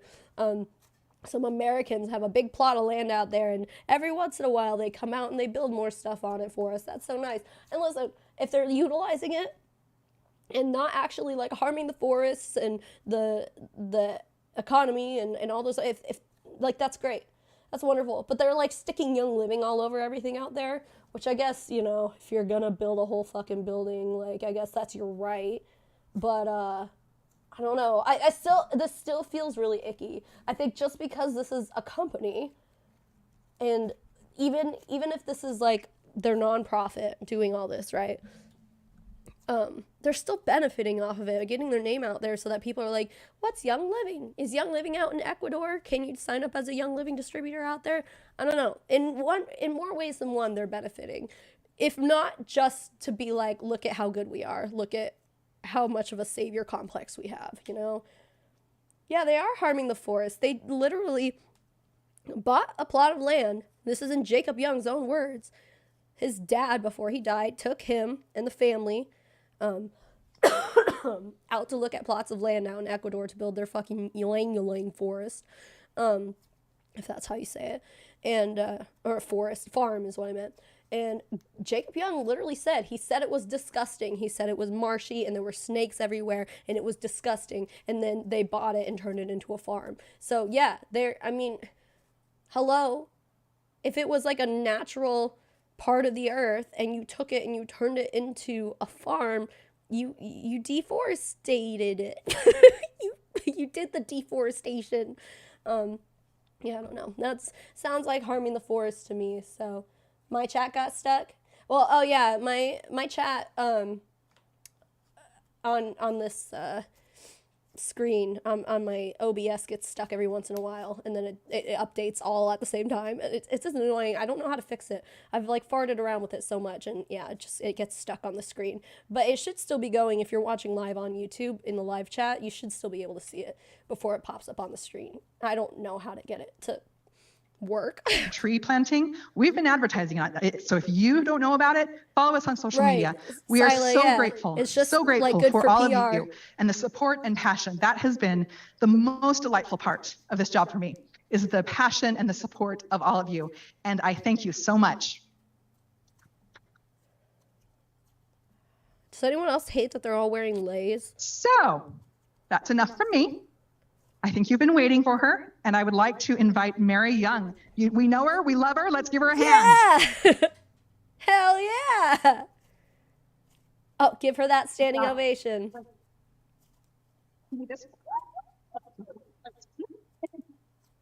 Ew, is she bowing? Ma'am, you're too old to be bowing like that. Tenemos. Huh? No ya está bien ahora. Tenemos un día muy fabuloso, ¿no? Y estoy tan feliz para estar aquí con ustedes y me amo mis amigas de Latina America. Mi amo. Okay, so I love. What did she say? This something about. I think she said I love Latin America or something like that. Who taught you how to say that, huh? Did you have some guy like training you how to say all those things backstage? The queen has arrived. I don't know. That was cringy. I mean, I fucking doubt Mary Young is, what would you say? What's the word? Like she could fluently speak Spanish. I don't think, or any kind of Latin American language. What, Portuguese or something like that? I don't know. I'm really bad with my languages, but I know Portuguese is one of those Latin American. Wait, no, South. Oh my God, I'm making myself sound stupid. I don't know. I'm just a stupid white American. I don't know anything. I know they speak Portuguese in Brazil, which that wouldn't be Latin America. That would be South America. Anyway, sorry. I always wonder why no one ever speaks any Spanish when they come up on stage when so much of our audience is Spanish speaking. Because you're all white. None of you. I always wonder why no one that I have hired for my company comes up on stage and speaks Spanish. I don't know, because none of you guys speak Spanish. Why would anyone expect you to get up on stage and speak Spanish if your one and only language that you know is English? So many of you guys speak Spanish. I don't know why we don't speak Spanish. What? That makes no sense. She didn't say it right, but I understand what she meant. Oh, really? So it wasn't even like good Spanish. She had someone who took a few Spanish classes at community college or something, and they're like, here, Mary, get up on stage and say this. Es un buen tiempo para mí practicar mi español, ¿no?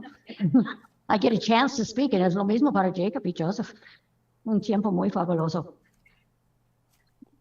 When this event was planned, I don't fluently speak Spanish at all, but I could tell that what she just said, like the inflection in her voice, sounded like she was like really trying super hard to sound like she knows what she's saying. But really, like I cringed at the way she said that, and I don't know how to speak Spanish. I know she said something about her sons, and because she said Jacob E. Joseph, and I know E means and. I said, I think it's very important that whatever we say is a benefit to those who are in the audience. You can go to so many meetings and so many seminars, and you can get so bored out of your mind with what they say. Okay, so get on stage and speak to you. Like, I'm sorry, but like, let's be honest here. Most of the people, like, you could see the back of most of their heads. Most of the people in this audience probably don't speak Spanish. They're all at the top. These are all platinum and above, okay? These are all platinum, diamonds, crown diamonds, and royal crown diamonds. And then that's who's all watching the Zoom call also. I'm sorry, but like a majority of those people are going to be like WASPs, white Anglo-Saxon Protestants. Like they're all, I guarantee. Yeah, and then like in one, I think it was the first episode that I made on this whole thing, they were talking about like wanting to expand into the Latin American market and stuff and basically make all this money off of them and shit.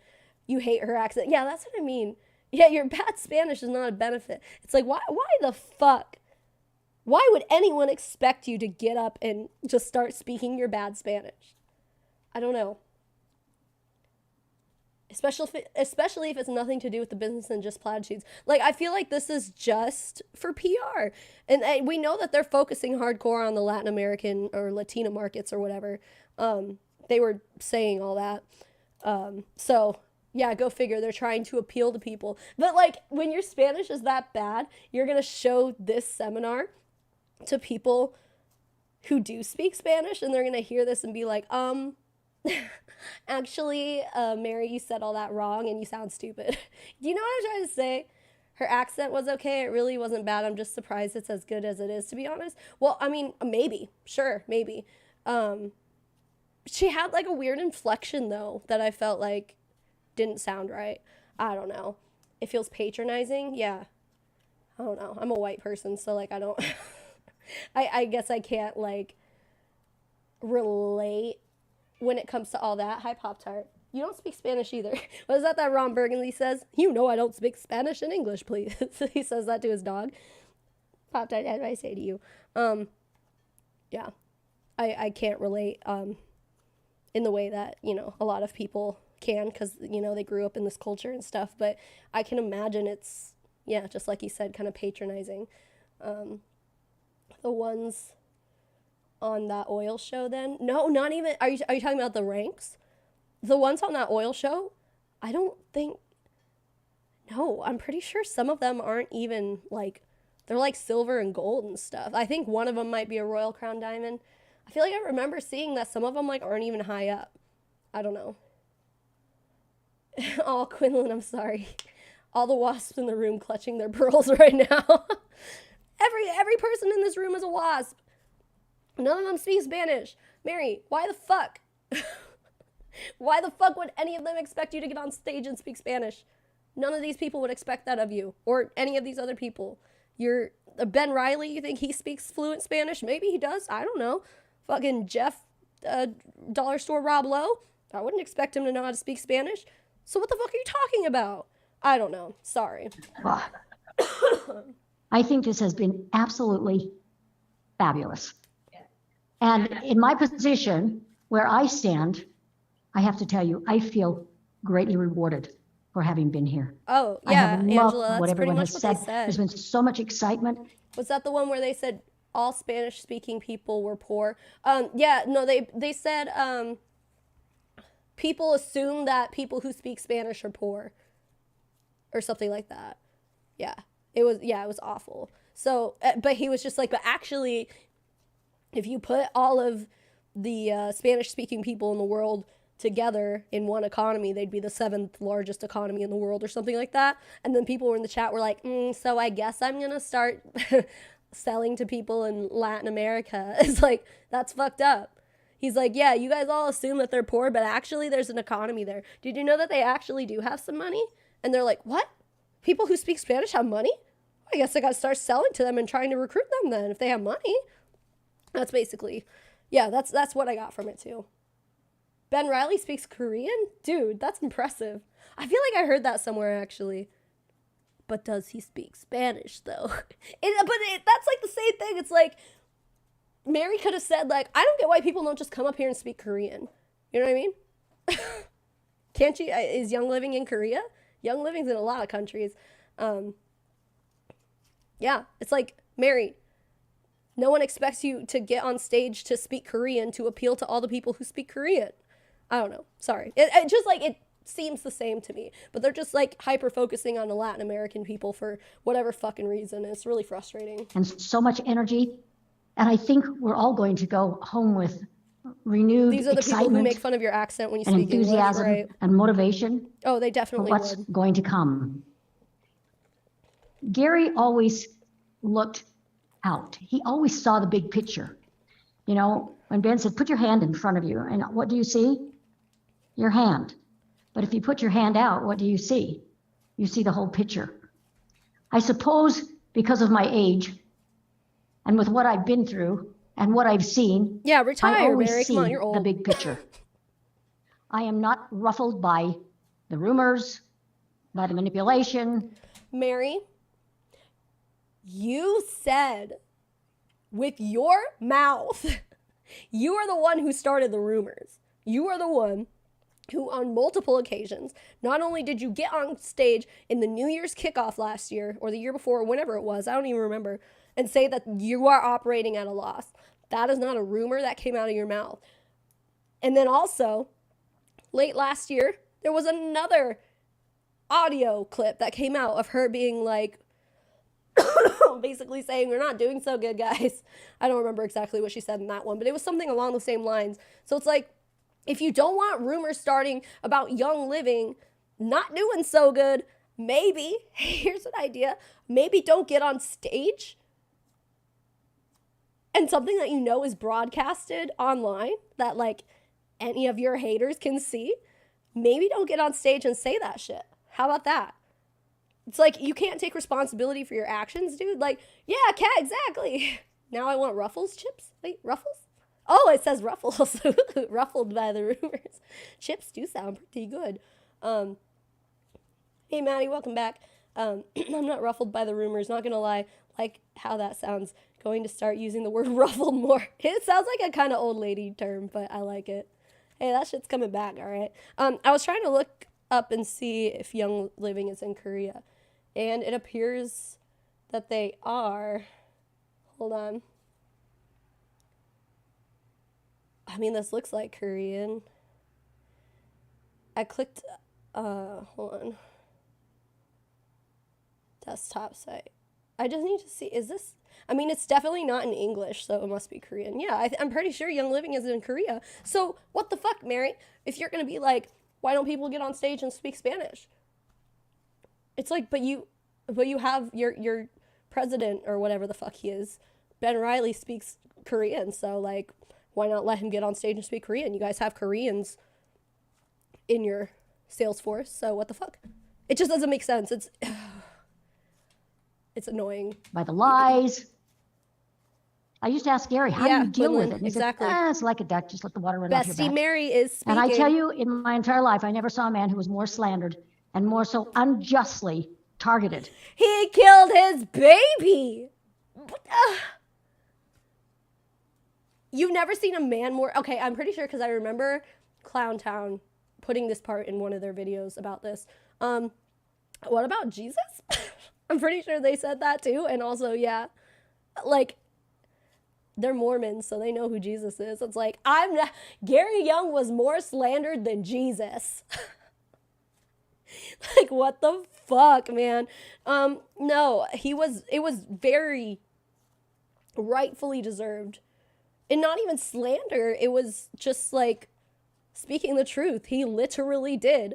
He was responsible for killing his baby daughter in a whirlpool bath in the 80s. He did that. It was reported in newspapers. He did that. The coroner said that if that baby had been born in a hospital, it probably would have survived. My God. Yeah, chat's all going crazy. Like, oh, they're in Japan too? Yeah, so why don't people just get on stage and start speaking Japanese, huh? I don't know why people don't just get on stage more and speak Japanese. What the fuck, Mary? Yeah, no, it happened in Spokane, I think. Didn't it? Yeah, it's fucking wild. Suppose you could argue Jesus practiced medicine without a license by healing people. Oh, except that didn't actually happen. But then again, like, neither do all these Young Living healing stories, so they're in the same boat as Jesus pretty much. At Young Living, Gary's better than Jesus at Young Living. Dude, remember that cult book? They were like, you, basically saying like, you are God. You are Jesus. Now, Gary Young is higher up than Jesus in Young Living. Trigger warning this part next time. I haven't watched this whole thing. I haven't even like, I've only watched, like, Clown Town did like a little like short compilation, like 20-minute long video about it. So that's all I've watched of this. I haven't watched this whole thing, so I would have trigger warned you had I known. But the things that come out of this leader's mouth isn't rumors. Exactly. Not only that, but like, Gary went to fucking prison for practicing medicine without a license. That's not slander. That actually happened. Or jail or prison, whatever. Wherever he went. He was locked away for a little bit of time for that. What other horrible things has Gary Young done? A lot. I mean, like, everything that he's done, like, he admitted in court transcripts to performing surgeries on people, and he was not a doctor, was never a doctor. None of this is slander. None of this is unjust targeting. Like, this, your dude was a con artist, cult leader, piece of shit. Slandered because of the things he actually did. That's not slander. That's a fact. Exactly. It's not defamation. It's not slander. It's none of that shit. If it actually fucking happened, it is not slander. It's so fucking stupid. Than Gary Young. And why? Because he was speaking truth. And he wasn't afraid of anybody. He wasn't afraid to speak the truth, and he didn't care what you thought if you didn't want the truth. But it's not truth, though. He wrote the fucking essential oil Bible. I forget what it's called. It's just like Essential Oils 101 with Gary Young or some shit like that. And they were just like all passing this book around like it was the Bible. He wrote that, and he made so much shit up. Like, he made that shit up. How can you be like, they didn't want the truth. They didn't want to hear it. It's like, prove it. Prove that any of this that he said was true, because it super was not. Super is not. Super never has been. Wild. For him, there was no compromise. Truth was truth. And what I've seen is that the truth somehow seems to prevail. The truth will always rise to the top. Which is why you guys are under some pretty hideous circumstances right now. And the truth will always rise to the top. That's why you guys are like struggling to keep your heads above water, because you're getting exposed. Hello.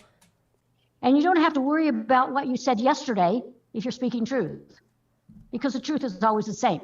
You might say it a little bit differently, but the message is always the same. And I hear great truth when I hear you speak. Wait a minute. Hold on. Mary. Hey, Mary. Remember when you said we're operating in the red? We're operating at a loss? Those were your words. So those were truth, or was that a rumor? Please explain, Mary. What's a truth? What's a lie? What is it? I know in your hearts you feel that truth. And when the truth that you know, the knowing that you have, brings so much power that you feel within inside yourself. Yeah, none of their truth can be backed up. It's exciting. It makes you want to just charge. And I want to say this. Do it, I dare you. I didn't know what it was like to have people throw darts. You can go on the internet and there's nothing you can find about me. My life is so simple and so clean. But when I married Gary, I joined the group that was going to get darts thrown. And I just didn't know what that was like. Could it be because you married a con artist who literally killed a baby? Could that be part of the reason why you willingly married some guy who was running around hurting people, harming people, performing surgery on people with no formal training on how to do that, killing babies, doing all this crazy shit, being a jerkwad? Could it be that, like, your personal decision to look past all that and still marry him might be a justified reason to include you in the dart throwing party? And at first, when people started saying things about marry and marry this and marry that, you know, it hurt my heart, because I never say anything to hurt somebody else. I would not intentionally do anything to hurt anybody else. Keep defending yourself. And I don't know why Mary. people would do that to me. But as time has gone on, I've come to realize it's the world we live in. And people who don't like the truth are going to throw darts at the truth speakers, the truth doers. It's not truth, though. Prove it. And I have been so filled with so much emotion as I've received so many text messages and emails from so many of our leaders saying, Mary, we're with you. Mary, we're never going to leave you. Mary, we're part of this mission. Mary, we're part of this cult, is what they should have said. Like, that is some cult shit. If there is nothing that any of us can say no actual truth with provable facts, provable sources, like genuine sources, if we can throw all this at them and they're still going to email her and be like, we'll never leave. You are in a cult. You're in a cult. Call your dad. Stay out of the forest. That is exactly what's going on here. These people are just absolutely brainwashed. Like, Mary's sitting up here like, oh yeah, what we say is the truth. The truth is proven because my husband wrote this book. That's where the truth comes from. It's like, it's the same, like, not to bring religion into anything, but it's like, it's the people who are like, when you ask them to prove that God exists, they're like, well, it's in the Bible. Okay? Prove that it's true. You know what I mean? Prove that anything that Gary Young wrote in his essential oil Bible is true. You can't, because there's no scientific evidence to support it. So for fuck's sake, man, like, these people are just like, at this point, they're willfully ignorant. These people who are texting Mary and being like, I heard an audio call of you saying that we're operating in the hole and we're not doing very good. And we have to change all this stuff, and we have to fix all these things because we're not doing very good. I heard that you said that, but I think it's all just a rumor. It's like, I'm never leaving you, Mary. You didn't actually say that, even though I heard it come out of your mouth and I watched a video of it coming out of your mouth. No, it was a deep fake. No, you're in a cult. You are in a cult.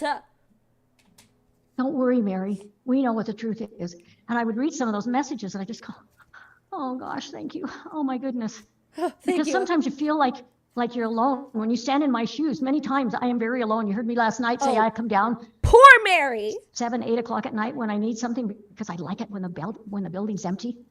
I love to just walk in and walk down around the atrium and walk through and think about what I experienced with Gary and how he wanted to create this beautiful building for all of us. Well, whatever. I mean, it's her late husband. Like, I totally understand why she would, like, walk around and remember his memory. You know, I'm sure she did love him, and I'm sure that, you know, whatever.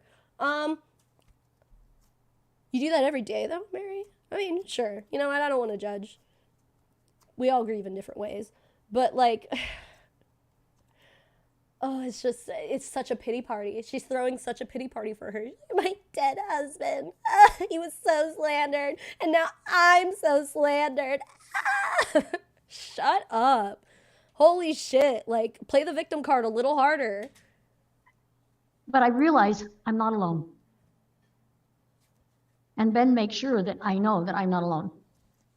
Ben is a great blessing in my life. And one of the things that I love about him, one of his greatest skills, is that he's great on his feet. He can speak so well. One time he came in and he wanted me to go over a presentation he was going to give. And I said, Ben, you use too many big words. I thought she was talking about Gary. You're too sophisticated. People aren't going to understand those words. Come on, be simple. Maybe you should have him speak Korean. Come on. So he got simpler. But we can talk about everything. She gets so lonely in the Young Living Castle when the maid leaves for the night. Always there with us. And we just love being together. We love the opportunity of growing Gary's vision. And that makes me realize that I'm not alone. And when I see all of you here, and this is the first really wonderful meeting that we've had with you in this auditorium. It was so funny when Gary and I were walking through, and it was just all cement. And we were out there in the kitchen, and he told me he was going to build an auditorium. Exactly, Maddie. He said, we have to have one. And he was so proud of his idea. And he said, but Mary, look, we can open the doors, and we can put so much more people out there. You just watch what's going to happen. They're going to come, and they're going to have a wonderful time here, and they're going to love being here because this is the home. This is the headquarters. This is the heartbeat of Young Living. And they're going to take that home with them, and they're going to tell everybody to come back and be a part of this. He was so excited, and he could see you all sitting here. Right, you know, Sila, it was just exactly. cement and wires and cables, and oh my gosh, what a mess. And I used to say, Joe, how do you know where all those wires go? And he'd just laugh at me. He thought I was so funny. I mean, all our IT people. Silly woman. Silly woman doesn't understand how electricity works. Silly woman. People, they knew what they were doing. They knew where all the wires went, but we didn't know. But everything works. When you hear. Oh, yeah. JNS space. That's a really good point. She thinks other people wouldn't understand Ben when he uses big words. It's like, yeah, Mary, hey, just because you don't understand big words doesn't mean your audience is also incapable of understanding big words. But to go off, I guess. When you heard Joe speak when he was up here and Hey, all the Turtle things that he's Toots. responsible for, kind of makes your head spin when you think worldwide. I don't know how he does it. I don't know how they do it. And he has a spectacular team. Brandon, who's back there taking care of the mics and everything, if you got a problem, he's right there and he solves your problem immediately. They are fantastic. But everywhere you go, it seems like every department is fantastic. And they're all coming together and they're all making it great. And Yeah, but your son Jacob said that that's only a recent thing that you could say. Everyone before, he was like, I haven't been able to say this in a long time, but our team is fantastic now. Okay, so there was a point in time where everyone sucked? Is that what you're saying? wonderful for you to take your message to the world. Yeah, this is totally an echo chamber. Yeah, Mary was Because his Gary third was wife. such a visionary. Oh, God. And he always saw things in the future. When we were in the old Riverton building, oh my goodness gracious, that little dump. Carl, you remember, don't you? Vaughn remembers. Oh my goodness, it was horrible. And I'd like Gary to did see the what she sanding thinks of a the dump floors, and he is. built the lab, and Mother and I scrubbed the bathrooms and the floors, and I said, oh, gee whiz. And he was up on the ladder, the picture's in my book, and he looked down at me and he said, Mary, one day we're going to be bigger than Amway. And I went, The captions got that wrong there. She said, Mary, someday we're going to be bigger than Amway. Imagine, wanting to compete with Amway. That just goes to show that, fundamentally, you came into this just wanting to be a fucking cult, a fucking scam. Gary Young wanted to be his own MLM cult leader, period. That's what he came into this for. If he has to be like, Mary, we're going to be bigger than Amway someday. I don't know if that's something you really should strive to compare yourself to, but I guess if you're only in it for the money and the prestige and the cult following, then I guess, yeah, sure, compare yourself to Amway. but he also said, not at that time, but later on, he said, Mary, it's not going to be 1 billion. 10 kids was not It's gonna including be the baby that died? millions. God damn. I thought it was. Especially with how we saw So it sales would've been drop 11 and then. this COVID misery that we went through. How can you see that far into the future? And Gary always said, it doesn't matter what the tide brings in and takes out. It's going to keep growing because what we have is something that the world needs. I am absolutely convinced that every person who ever quotes Gary Young, they always have this I don't know what you would say, just wise, words that are always coming out of his mouth, prosthetic, proselyte, what? He was a prophet, some kind of, just earthly, worldly speaker. I do not believe that any of these things that people go off about him saying, I don't believe he actually said any of them. I think he probably just said one stupid thing, and then Mary's up here on stage just being yeah, he said all this, and he's building off of that to make him seem like this, I don't know, just well-spoken dude. I don't know. I don't believe it. Because also, if he really did say this stuff, they always say it oh, we were in this one place. We were doing this one thing, and these are the words he said to me. It's are you saying all this from memory? Because that's very impressive. You just spoke out an entire paragraph from memory of what Gary Young said to you. I don't know. I don't believe it. I think it's all bullshit. I think it's all made up. We're about life. I've heard some fabulous stories since I've been Hey, here. lazy with little just leopard. simple Yeah. single oils. Savvy and I were talking about How is collabing. that possible? How is there so much power in those oils? There's not. It's called a placebo. But this great vision that Gary had, he wanted everyone Proselytizing, else is that the word I was to trying to see say? it. Sounds right. He wanted people to be able to feel gonna look it up. energy and to recognize good from evil and to gravitate to the good, Yeah, yeah. to promote the good. Convert or attempt to He convert absolutely someone was a from one man of God, religion, and belief, or everything he opinion to did, another. Yeah, he yeah, did yeah. with God as his foundation. And as Jacob told you, when he didn't know for sure what he should do or he needed answers, he'd saddle up his horse and say, Mary, I got to go to the mountains and talk to my father. He always said my father. Always said my Yeah, because you were Mormon. my brother Jesus and my father. And, Oh, Jesus and that's Christ. the only Yeah, from what I understand, Mormons always refer to God as Heavenly Father. They don't say he's God. I mean, maybe they do sometimes, but I always hear them be yeah, Father, Heavenly Father, blah, blah, blah. So, yeah, okay. Sure. The way he talked about them. And I heard that for 25 years every week. It was always there, it was always part of who he was. And he wanted to share that. He wanted people to have that commitment and that understanding, that dedication to I'm God's gonna go children. hang out in my father's living room, right? And I see that happening more and more on the internet today, on Telegram. There's more talk about God than I've ever seen ever in my entire life. Telegram's that one app. It's like WhatsApp almost, right? It's like big chats. I thought she was trying to say Instagram, but then I remembered Telegram is a thing. Because our world is in such dire need, and people are looking for that extraterrestrial help, that heavenly help. And I believe it's here. I believe there are things going on that we don't know about. Is extraterrestrial the word that she meant to use? I don't think so. I think she was meaning not paranormal. Oh my God, what is the word? Okay, not extraterrestrial though. That certainly was not that. I'll think of the word, or someone will put it in chat. You know what I'm talking about. I think things are going to get better.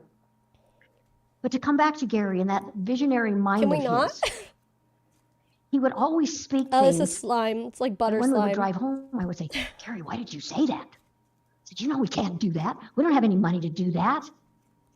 You're going to make us look so dumb. And he just looked at me with that knowing look on his face. And those of you who knew Gary, you know what that look was. And he said, Mary, I'm putting the words into motion. Not How spiritual. powerful are your words? We were never allowed to say the word can't in our home. Oh my goodness, the boys can remember. Celestial. No, that's not what I was thinking about either. I don't know what the word is, but yeah, it makes sense that they would say extraterrestrial in Mormonism, because don't they believe that like you go and inhabit a planet or something after you die? There's like a planet for all the Mormons or something, or every Mormon family has their own planet or something like that. That's why you have to have a bunch of babies.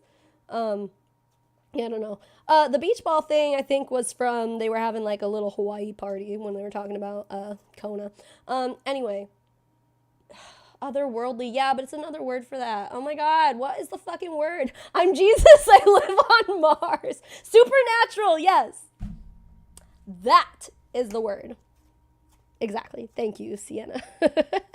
Yeah, I know like evangelicals will use the word supernatural to describe like God and stuff. I think you get your own planet. Is that what it is? I'm not really sure. I haven't looked much into Mormonism. I just know there has to do something with planet. But okay, yeah, like celestial, extraterrestrial and stuff makes sense for Mormons anyway. Divine's a good word too. But no, I was thinking of supernatural. Thank you guys. Thank you for having a brain that works. That reminds me. I haven't taken my pill. Not to say that word. That's I should do that. You know, before I go any further, I'd love to have my two sons stand up. Oh, Lord. Jacob and Joseph. Maybe they'll cry a little bit more. You know a lot about Jacob because he's here in the building. He has the podcast. He's doing lots. Joseph is our soccer athlete. He's at the IMG Academy in Florida. He's also the one of the two brothers who knows how to sing. Is to go to Spain and play soccer. Decently. I'm not going to be the mother that would stand in the way of his dream. Really?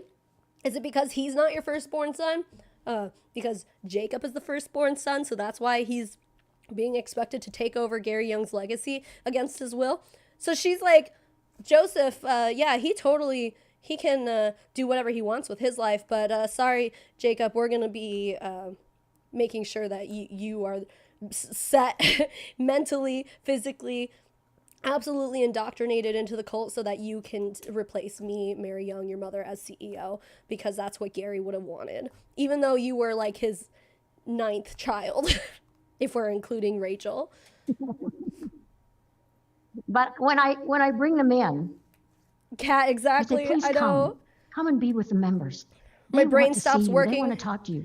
And I remember my brain will stop working, and then I'm like, oh shit, yeah, I have to remember to take my fucking actually they just started me on Adderall, but I haven't gotten it yet because there's an Adderall shortage. But right now I'm taking not Focaline, oh my god, Ritalin, yeah.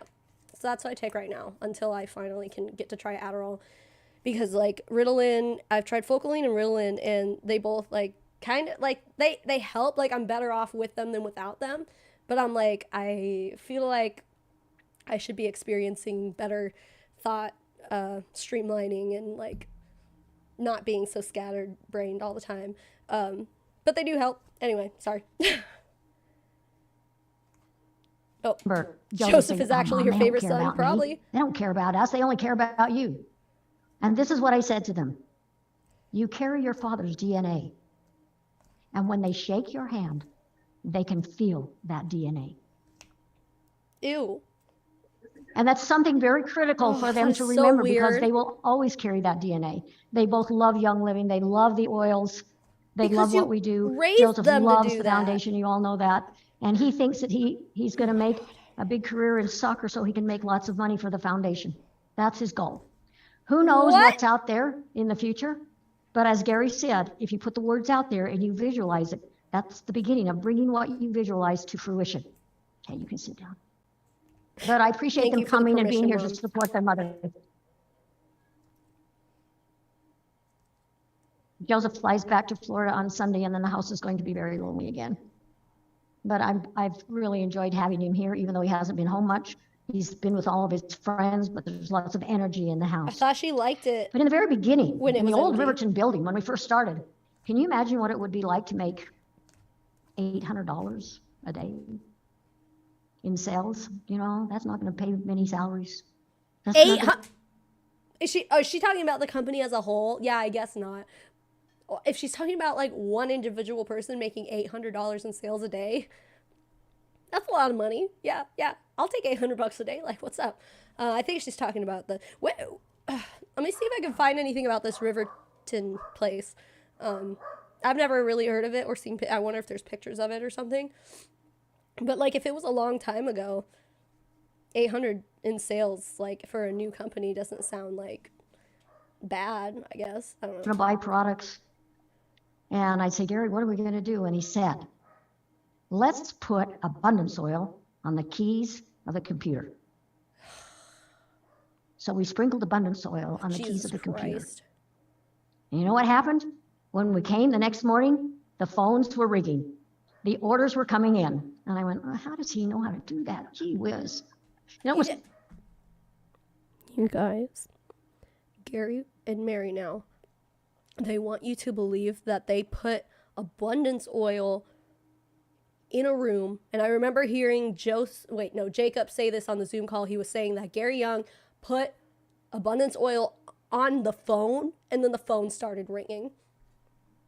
Isn't that like some, is it witchcraft? Like some kind of, like Wiccan thing? Like, isn't that, like, that's witchcraft, right? Like, that's a thing that they do in, like, those religions and those circles and stuff. Like, not a seance, but, you know. Excuse me, Mary. I don't think your Heavenly Father would like that you're practicing rituals like that, but all right. So far out of my awareness. Yeah, magical thinking, really. When he said that to me, that was in late 93, because we opened the office on Thanksgiving Day in 1993, and we incorporated Young Living with the state of Utah in April of 94. So it was this period of time, these 2 or 3 months, the end of 93, the beginning of 94, when all of this was happening. And that's when he was telling me to do all these things, and I'm just looking at him in awe. You know, we weren't even married yet. And it's like we'd been together our whole lives. We were so of the same mindset. I found a picture of this. I don't know how to put it on the screen. I don't know if I can. I don't know. It's just like this old stupid picture of some building. Of this looks to be the old Riverton, Utah. I don't know. She said it was a dump. Like this thing doesn't look like a dump. Like, it's not like there's like shackles falling off the roof and like I don't know. It doesn't look like a dump, but it's definitely not a castle. So if anything, that's just like not this big like beautiful place. It's a dump. Then is that what that says? Interesting. And the first time I heard Gary say a prayer, I knew that this was the kind of man that I wanted. Witchcraft oh my for goodness, Jesus. I never heard anybody talk to God like he did. It was just so uplifting and so heartwarming and gut-wrenching. It was just amazing. He was like that. He never changed. To the day he died, he never changed. And so I began to learn how to visualize, how to see things. And before we were married, my mindset was like this. It was very narrow. The computer was And the ruined. longer I was with Gary, it began to open like this. And after 25 years of marriage to this great visionary, my mind became like this. I'm not the visionary that he was. I wasn't born with those gifts, but I can see what he wanted. I can see the young living that he visualized. I can see why he created so many beautiful emotional blends. You know, you were given envision. To envision what? To envision your greatness, to envision the growth of your business. It's all You were bullshit. given the oil, the blend of abundance.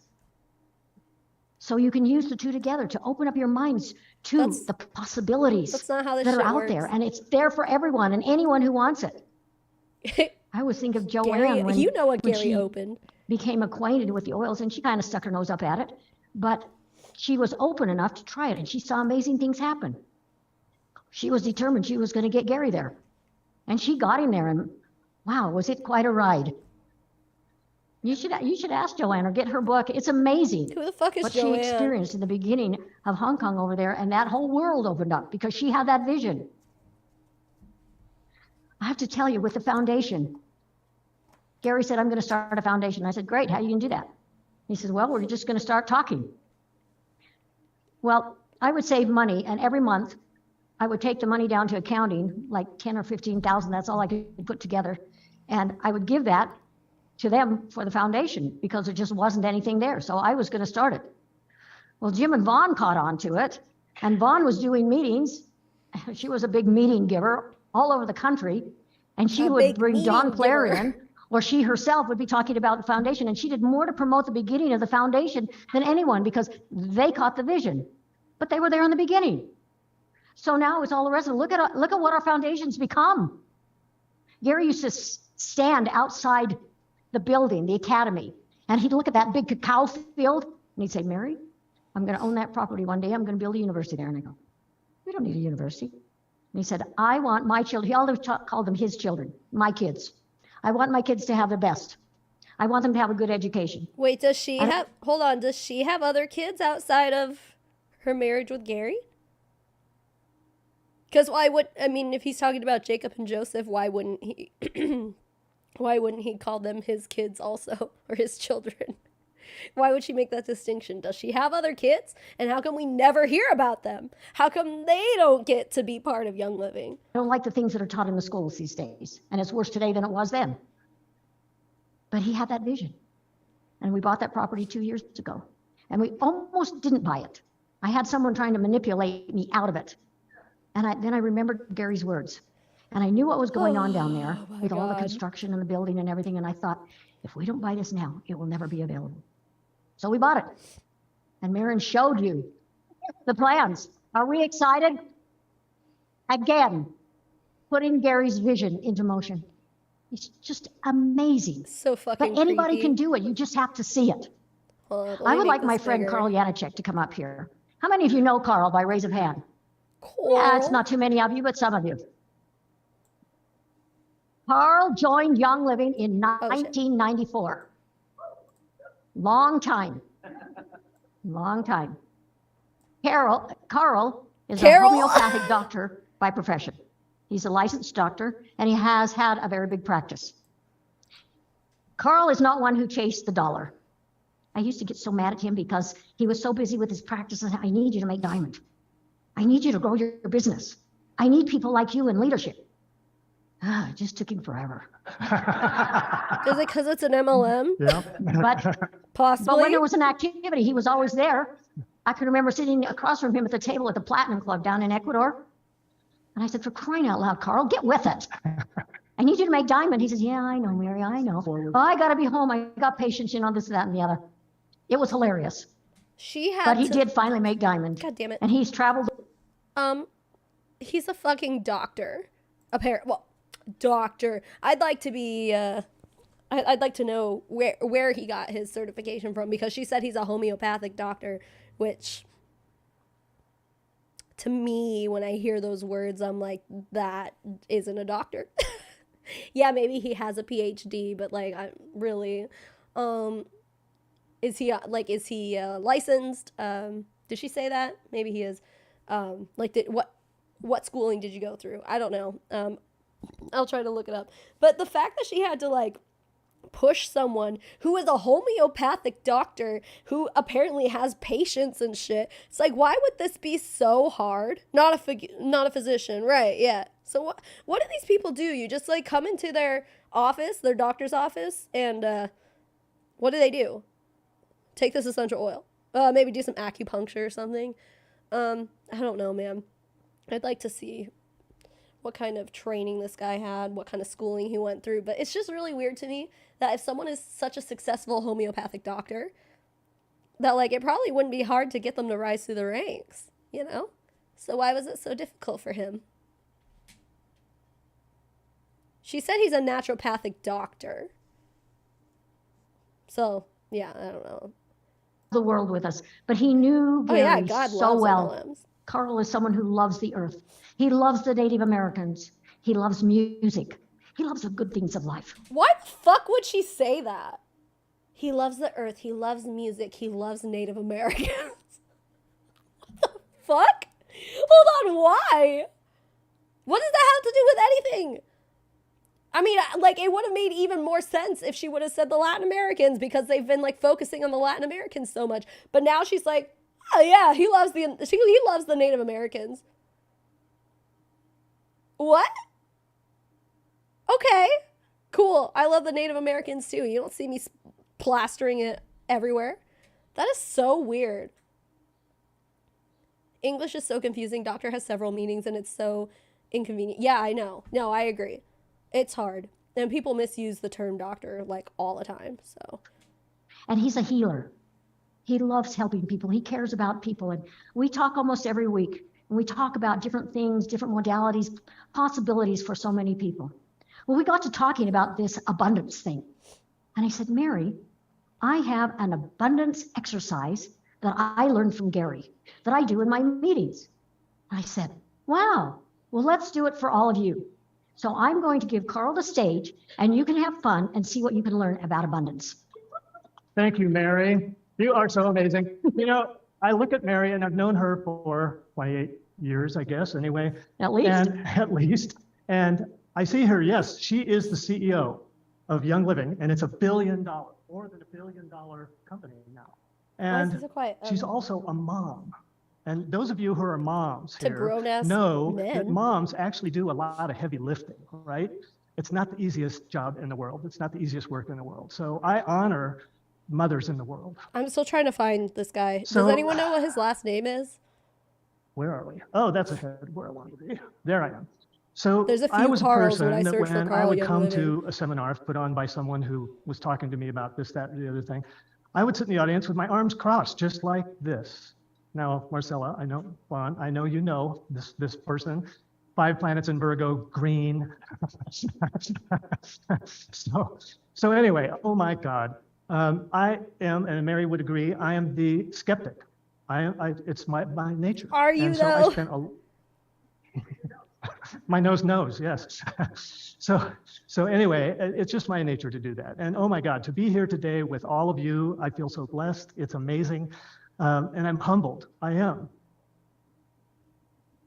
So anyway, that was me years ago. And thank God that Is it that discovered Janet Young Sec? Living. I want to tell you the story of how I began. I and saw first that off, I last want to name. dispel some myths. So I'm a homeopath. What that means is that we use micro amounts of energetic medicine to give to.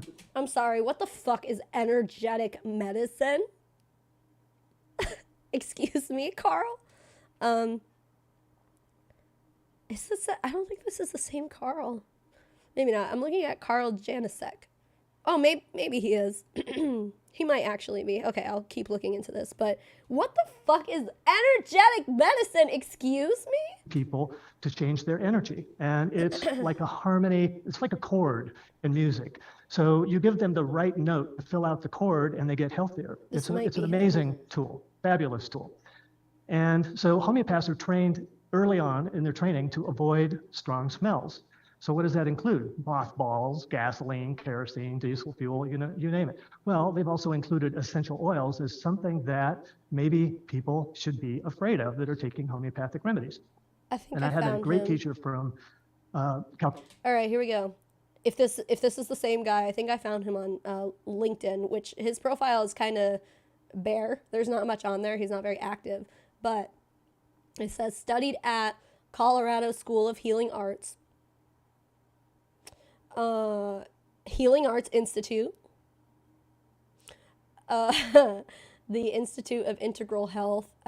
What is that? Is that also accredited? Probably not. Dynamis School of Homeopathy, ... many others. Okay, so those are the four. Wait, there are four, right? Yeah. 4 that he feels are strong enough and important enough to put on his resume. And none of those were, like, from what I understand, accredited universities. NDLUAABQT. I don't know what the fuck any of that means. BS, Bachelor's of Science? Is that BS? No, it's a bullshit degree. Wellness and nutrition, but he spelled wellness wrong. That's weird. Wellness and nutrition, pastoral care, homeopathy. Oh, he has it listed on here that he's part of the Young Living Platinum Club. Okay, I'm pretty sure this is him. Yeah. So, yeah, diploma mills. That's what I'm hearing too. Like, the School of Healing Arts. Please, that's not a real fucking university. But oh no, guys. He's a homeopathic doctor. I don't even see on here that it doesn't even say he has a PhD. I see BS, which I'm assuming means Bachelor's of Science, but that's not a doctor. Excuse me. DHT, I don't know what that is. I'll have to look it up. Out of India, who's third generation homeopath. And he said, a third generation homeopath. He said, I know that we think it that way. That is something the way we think and the way we're trained. But he said, the reality is that I've had a washerwoman come into my office who's chewing betel leaf. Now that's like chewing tobacco, right? If any of you know about that. So she's chewing betel leaf, and I give her the remedy for her migraine headache. Give it to Did he just say migraine instead of migraine? What the fuck? What the fuck? Yeah. JD, you're saying he doesn't have a PhD. Right, exactly. I mean, not even his LinkedIn said that. But yeah, he's going to run around. He told, Mary introduced him as a homeopathic doctor. And she was like, he said he had patients and all this stuff. It's like, so was he practicing medicine without a license like Gary? Maybe. Oh, Bachelor of Science is BA. Yeah. You're right. Okay, so what the fuck? Yeah, because it's like Bachelor's Arts or something like that. I don't know. I dropped out of college. I don't know what the fuck. Trust him. He's a doctor. When Trump University seems more legitimate. Exactly, dude. Like, what the fuck? Yeah, in this picture that they have of him up here, he's just like standing. Look at all these essential oils behind him. Look at all that. Thousands of dollars of essential oils. That's if I had to guess, I would say this is probably upwards of like $2,000 to $3,000 to maybe even $4,000 worth of oils behind him. Because that's a lot. That's a fucking lot. That's a fuckload. I think I need to, I'm going to press play here, but I'm going to go take some Dayquil because my face is getting sinus pressure again, so. To her, BRB. He says to her, Madam, I wish that you would not chew betel leaf when you take this remedy because it may make it more difficult for it to work properly. Oh, come and she on, says, sir. Sonny, I have no time for your foolishness. And she opens the remedy and takes it and walks away. And he saw her a week or two later and said, Madam, does the remedy I give you do any good? And she says, Sonny, my migraine is gone. Thank you very much, and walked away. And so he went, well, what if that's not true? What if antidoting, or whatever you want to call it, is not true in terms of sense? And if that were true, could I go into my kitchen and eat an orange and antidote a remedy? Could I eat a lemon and antidote a remedy? Could I have a piece of pizza with oregano on it and antidote a remedy? Oh my God, it gets spent in a lot of different directions. But that was so stupid. when I first got turned on to Young Living, the person, and here I am, the skeptic, the person came Dude, this guy says he's a skeptic about what? Modern medicine? About like, are you skeptical of pharmaceuticals? Because it sounds to me like your entire life has been spent on homeopathy and like pseudoscience and shit. to me and said, you need to know about these oils. And I said, I just spent like 9 years in school. I am not open to something new. And she said, well, okay. And she left. And then she came back. You need to know about these oils. You really, really, really need to know about these oils. They will help you and your clients. And I was like, oh, please, no. So finally she called me up. She goes, look, you're really uptight. And I said, well, yeah, I'm uptight. I'm building a practice. I'm working really hard. I have a family to support. A skeptic of reality, right? Life. This is a busy time for me. I don't have time for something new. And she said, look, how about I come to you on your lunch hour and I give you a free oils treatment? Okay. I've never heard my attention, right? Anyone say migraine. She came in, and I still remember. She had me lay down on my work table, and she put Valor on my feet. She put Peace and Calming on my shoulders. She put Release on the top of my head. And then she peed in my mouth. She got this oil that I just, oh my God, I was repelled. That was gross. And I don't know why I said that. Means, right? So she got out this oil called Joy. Gave it to me. She said, smell this. I went, oh my God. And before I could do anything, she was dumping it all over my chest and rubbing it over my heart. And I laid there for a minute. Were they making a porn? I broke into tears. This sounds very sexual. I started to cry. What the fuck? I thought it was called Joy. Why are you crying? Dude, what the hell? This is the weirdest fucking story I think I've ever heard. Is he talking about Mary still? I don't know who he's talking about. Sounds like he was talking about Mary, though. Happy ending? Yeah, exactly. I have no fucking idea. I'm scared of where the story is going. I think we all know where the story... Yeah, I'm 12. I'm 12, exactly. We all know where the story ended. He's just not going to tell us. Sir, this is a Wendy's. Oh my God. This is so weird. Oh, sorry. This is so weird.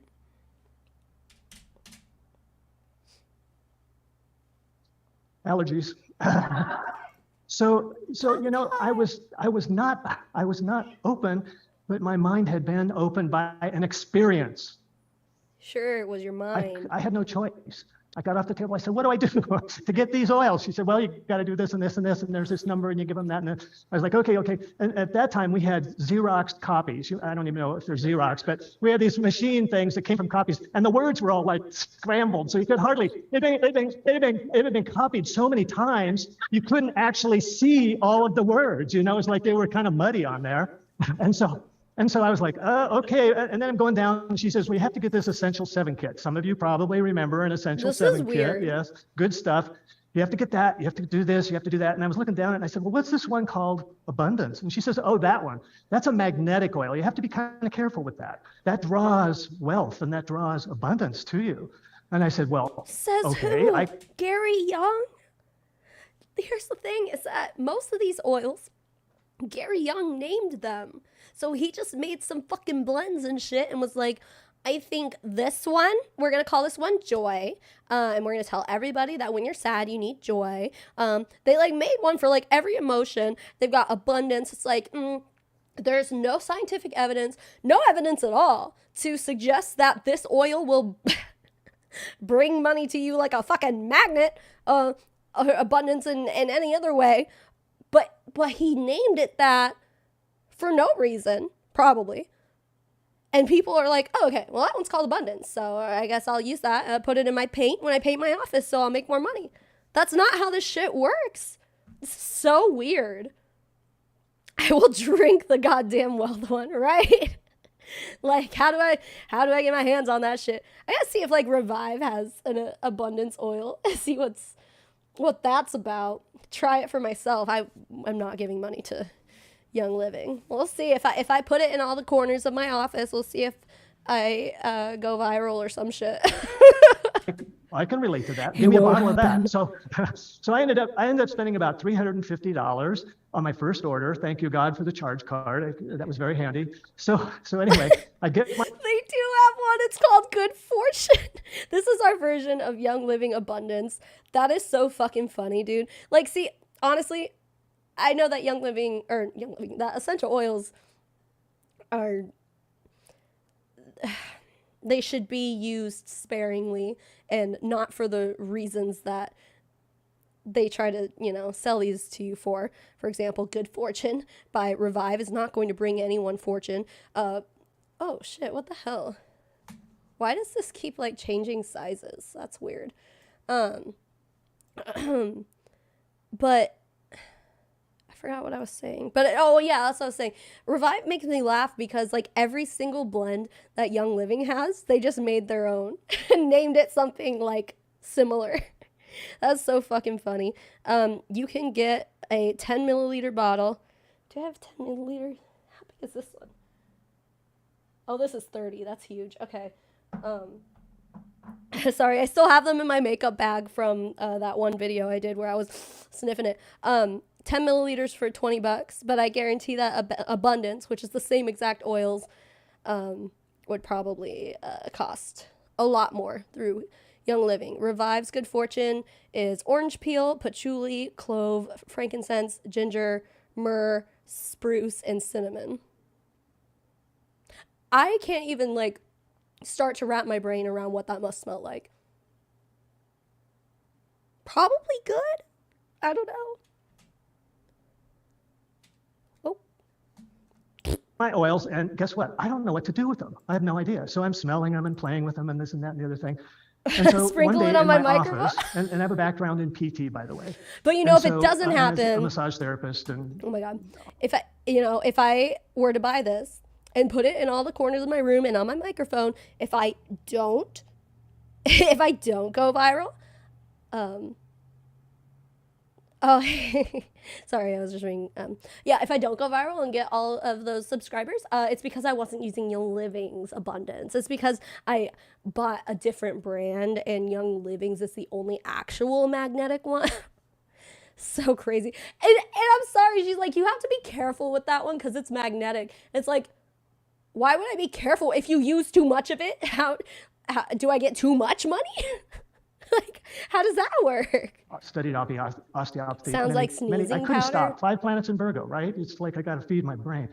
So yeah, can't I'm me in either. my office one day and I'm working on this person on the table. And she's having back pain. And when I went to school, one of my teachers used to joke. Oh my God, that's so He said, sad, look, when Andrea. people have low back pain, you really have to work on their derriere. Oliver, right? thanks for there's subscribing. Gluteus medius, gluteus maximus, piriformis. Butts. And he called it the bun dance. Okay?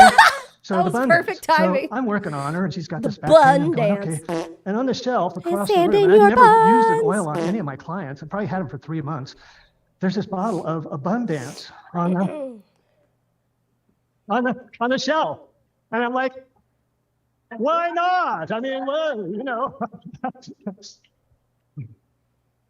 So I get the Abundance and I put some on and I'm sort of working on her muscles here and there and everything. And, you know, da-da-da. And she gets off the table and she goes, what was that? And I said, I don't know. I have no idea. I got this stuff. There's some guy out in Utah that has this garage, I think, that's filled with it. His name's Gary. I think I've talked to him on the phone. I think I talked to somebody else there named Mary. This guy's such a fucking And quack. It's interesting stuff. And she said, I want that. And I said, we can't have this one. This is mine. You have to get your own, you know? And so she said, well, I want that. And I said, okay, great. And so I had to figure out what my number was because I'd put it on a shelf in a book somewhere or something. And I called her and I gave her my number. And she says, I'm so glad you did that because I was about to just go out there and starts buy twerking. the stuff on, there. Well, I got to tell you, to this day, that first person that I enrolled is the biggest line in my organization. Big. You mean to tell me that the person who got in earliest is now the most successful person in your downline? Interesting. Big, millions. So does Abundance work? If Abundance worked, everyone would be in Young Living. At this point. in a minute or two, we're going to do a little exercise with abundance. And I wanted to show you, oops, I'm pulling on this thing here. There we go. Okay. I wanted to show you, this is me going to school. You went to school in a trailer? On and off for a couple of years when I was studying. Oh, he lived in there. Is he really going to try to tell me that once he started using abundance, he moved out of that trailer and into a fucking castle or some shit? Oh my God. I have to say that when Mary told me about Gary sleeping on the floor of a distillery to learn what he was learning, oily fans, that's funny. I had to relate. I was like, I've done weird stuff to get where I was going too. So that's, what kind of weird back, stuff? Who knows when.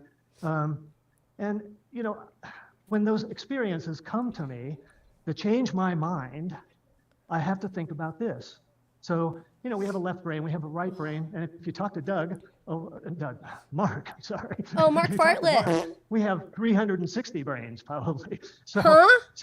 So anyway, but the rational mind is the faithful servant, and then the intuitive mind is the sacred gift.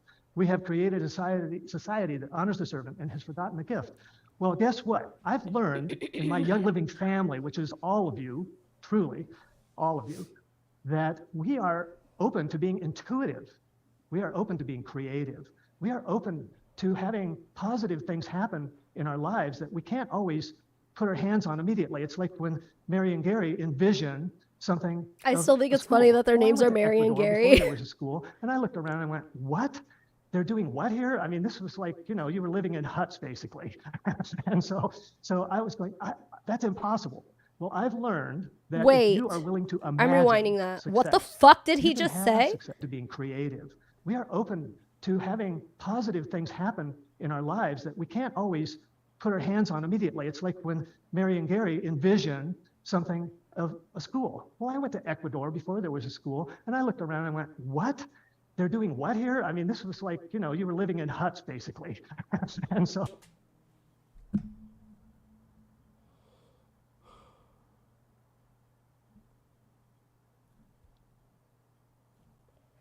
What the fuck? I went to Ecuador before they had a school, he said. Yeah, I'm sure there's never been a school in Ecuador ever. They were living in huts. That's impossible.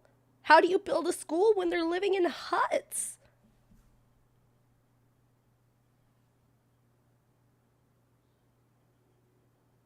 What the fuck?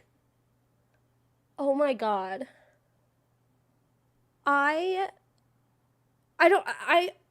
I'm speechless.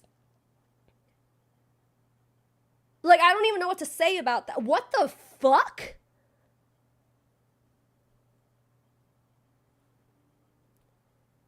I just thought it was so impossible that Mary and Gary wanted to build a school in a place like Ecuador. What? Ecuador doesn't need schools. They all already live in huts. And he's just like, he just got done showing us the trailer he lived in. Like, as if that's any fucking better. I mean, listen, no hate to people who live in trailers. Like, trailers are fine. Huts are also fine. You know? It's not even secondhand embarrassment. Like, this is just, like, straight up racism. Right. Why would he say that? What? What is broken in your mind that makes you fucking think this way? Privilege gonna privilege. Like, he's sitting up here just like, if you live in a hut, you don't deserve to go to school, but me in my trailer definitely deserve to go to school. I'll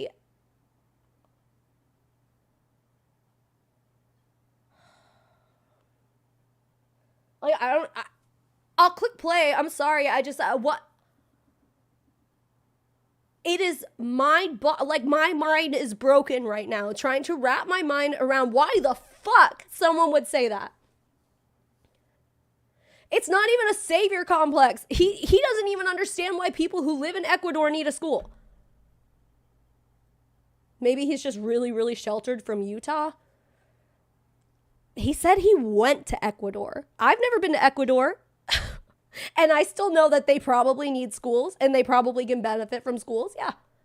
And not only that, I guarantee that there are plenty of people in Ecuador who don't live in huts.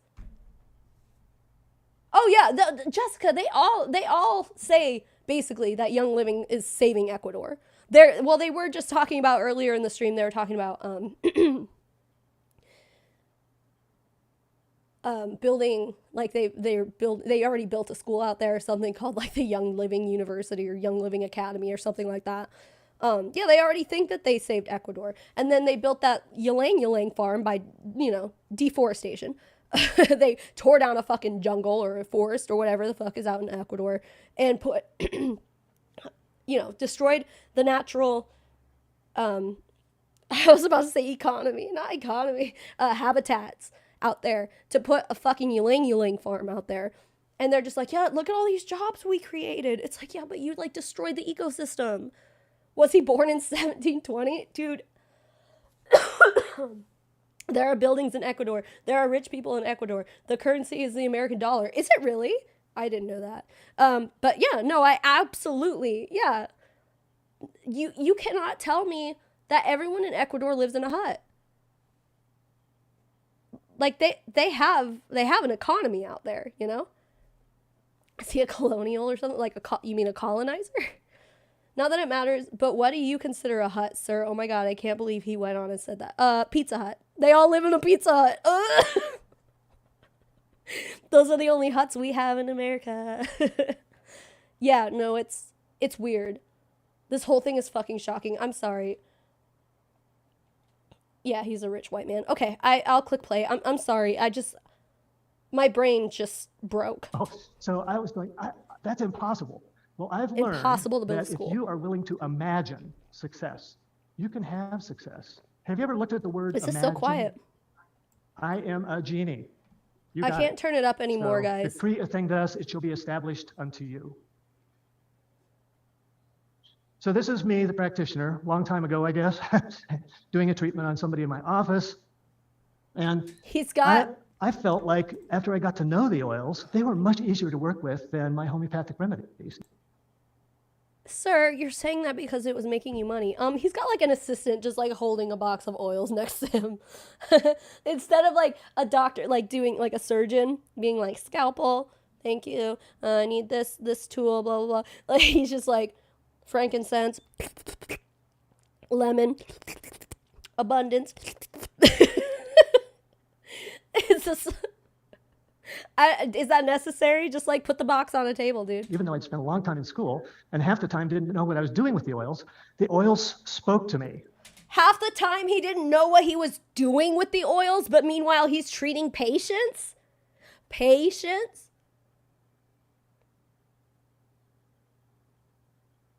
This is crazy. I'm sorry, this is absolutely insane. I would hold an oil and I would go, I think I know what this is about. And I knew somehow I learned by experience how to use them. Could it be that you learned by reading the label? Oriented and being a person that was analytically oriented, this was a new world to me. And you know what? It's a happy world. Joy, I like it now. So this is me teaching some things to somebody about alarm points on the body, an Essential 7 kit I see there too. And of course, my 200 homeopathic books and remedies in the background.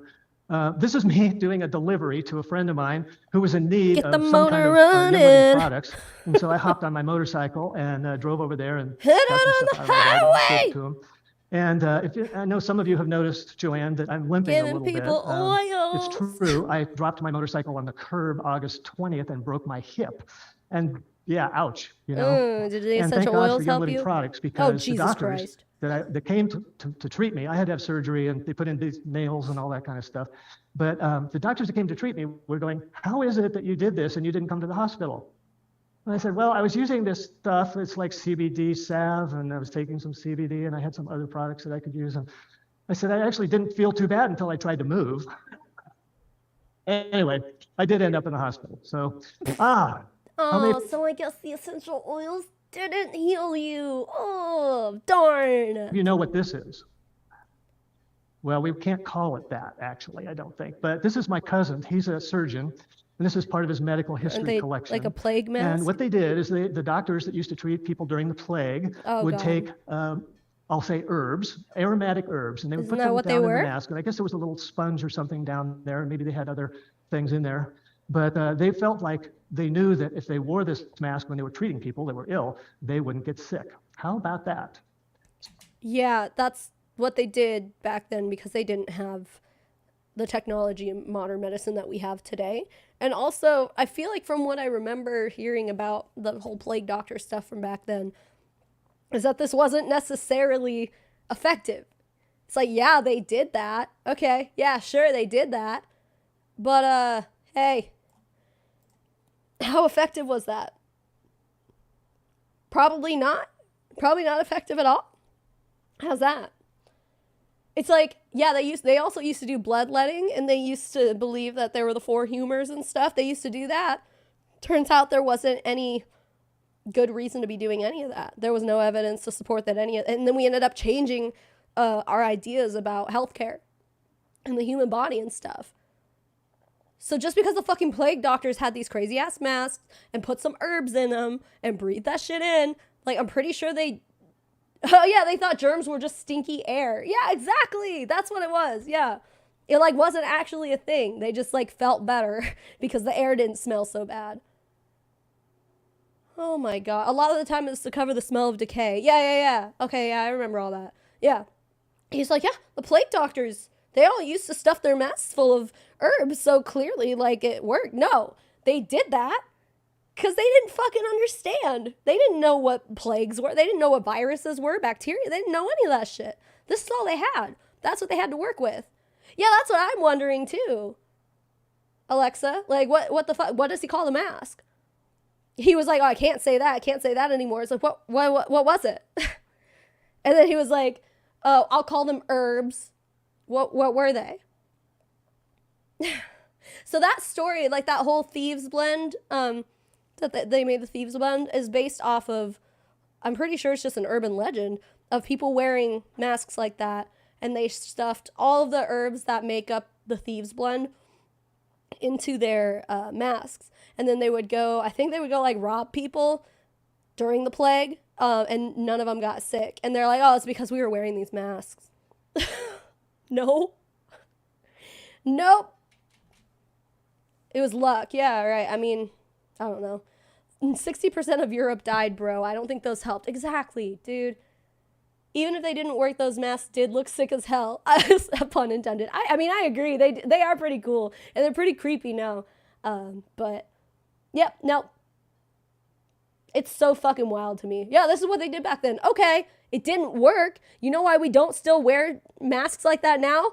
Because it didn't work, and we found shit that actually does work. So bring out your dead. Exactly. I'm not dead yet. So I always found that to be an amazing thing from back in those days.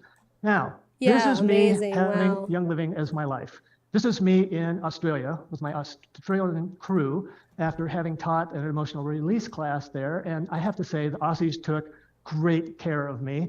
But An emotional release class, huh? I mean, oh my God, that was a long ride because they're not just in Brisbane. Yeah, they They're were in winging Perth. everything because the that's all they far had. side of Australia. And Australia all is they knew about how as to big as do. the US. So, but I'm just showing you some of the abundance in my life. Oh. These guys and, refuse to wear a mask Mary anyway. Yeah, probably good point. remembers this. How many people were in Egypt? Oh, Yeah. here's me and a camel. Now that was a Young Living adventure. You're for sure. And, someone these said in the camels, chat I earlier made that this is friends like with bad camels. vacation I actually love photos. horses, and I get along with horses really great, but I never hung out with camels. And it turns out they kind of like me too. So anyway, that was a fun part of my adventure. This is in Petra. No It one looked like that cares. camel's trying to bite me, but I don't know if that's what was Is it 'cause happening you or fucking not. It's suck? hard to remember that. If I was Yeah. a camel, I'd bite you Oops. too. Now, and this is someone who I met over Is there. that Gary? His name was Shutron. Oh. And he was a No, I pretty feel bad. interesting guy. I mean, he led us through a sandstorm. Yeah, exactly. Exactly. And you He know, does we were kinda making a look like movie, Gary and we though, had right? like I'm 100 not, camels, like, tripping. right? Well, I'm camel like I'm number 98 in this chain of caravan camels. And I'm looking over in the desert, and there's this 400-foot tall cloud coming. And I thought, that's kind of interesting. How'd you And then measure I that? realized it's a sandstorm coming. And luckily, the camel knew the way to get back to where we were staying because it was pretty amazing. But anyway, yeah, Shutron, amazing guy. His nickname was Gary, I think. So yeah. This is a frankincense His tree. nickname in was Oman. Gary? So was That it tree Gary? is, I think, about 700 years old. I think Gary said about that. So yeah. And there's Gary teaching about extracting Wait, that's the scary. proper sap. There's me planting some a little twig of frankincense at the farm there. And here's a couple lovers we found out there on the like rocks. Gary and Mary? And they were smiling. And oh, this is the wind between my wings, not the monkey, the girl. Are we sure? This is my wife, Debbie, who has tolerated. Yeah, this me is just going like on really bad adventures vacation photo all over the slideshows. world with all of you. I mean, come on, she deserves a round of applause, actually. So. Sorry, I So just like anyway, that burped. I don't was know in if you hear Roatan, that, but I that's think. really rude of me. And then Excuse here me. I am with a Palo Santo tree at the farm in Ecuador. Now, Nobody that farm is one of the most cares. amazing places I've ever been, and it touches my This heart. is some You saw fucking what the bullshit. foundation is doing. This is an amazing part of Young Living. I may have a little Look at allergy this coming on banner. here, but anyway, I'm so this is me fucking with cool and Stephanie. successful. Stephanie has gone on to be a dentist. Oh, Yeah. This is Stephanie and her little brother. This is Stephanie and I planting yakan. dude, This is Carl. Stephanie, just kind of being there and being appreciative. Nobody cares. And, Carl. this was the hardest part of one of my trips. What's that, a gun? So I went to Oh, the guitar. graduation, right? And so in the graduation ceremony, all the kids are there, and this guy gets up and he's the class valedictorian. And I won't mention his name because I don't want to embarrass anybody, but I went to some of the kids' houses because they put us in cars and took us to meet the parents and that sort of thing. It was beautiful. What is And I got that? to this house and I went, whoa, this guy's a rock star. Not only is he a class valedictorian, but he's a rock star. And I have a little 'Cause he history has in an that area. acoustic I won't go guitar into on that. his I wall? didn't bring any of those slides. but anyway, I looked at it and I said, this is cool. But I also looked at this. This is where this kid lives. Okay. If you see these mattresses, Is he about to cry? at night, they put those down on the floor so everybody had a place to sleep. Now, when you give money, remember, abundance is not just money. Abundance is Hey. the ability to share. It's Here's the a ability fucking to- idea. If you're gonna sit here and like talk trash about people's living conditions, where was this? This was supposed to be in Ecuador, sir. If you're gonna sit here and talk all this shit, all this mad fucking shit, and then be like, oh, look at these sad living conditions. If your essential oils work so good, why didn't you just give him abundance? Why don't you fucking sprinkle abundance all over these people? Wouldn't that help? How about instead of destroying their natural ecosystems and their forests and building schools that have your names all over them, how about instead of that, you just put some abundance all up on their faces? How about that? Oh.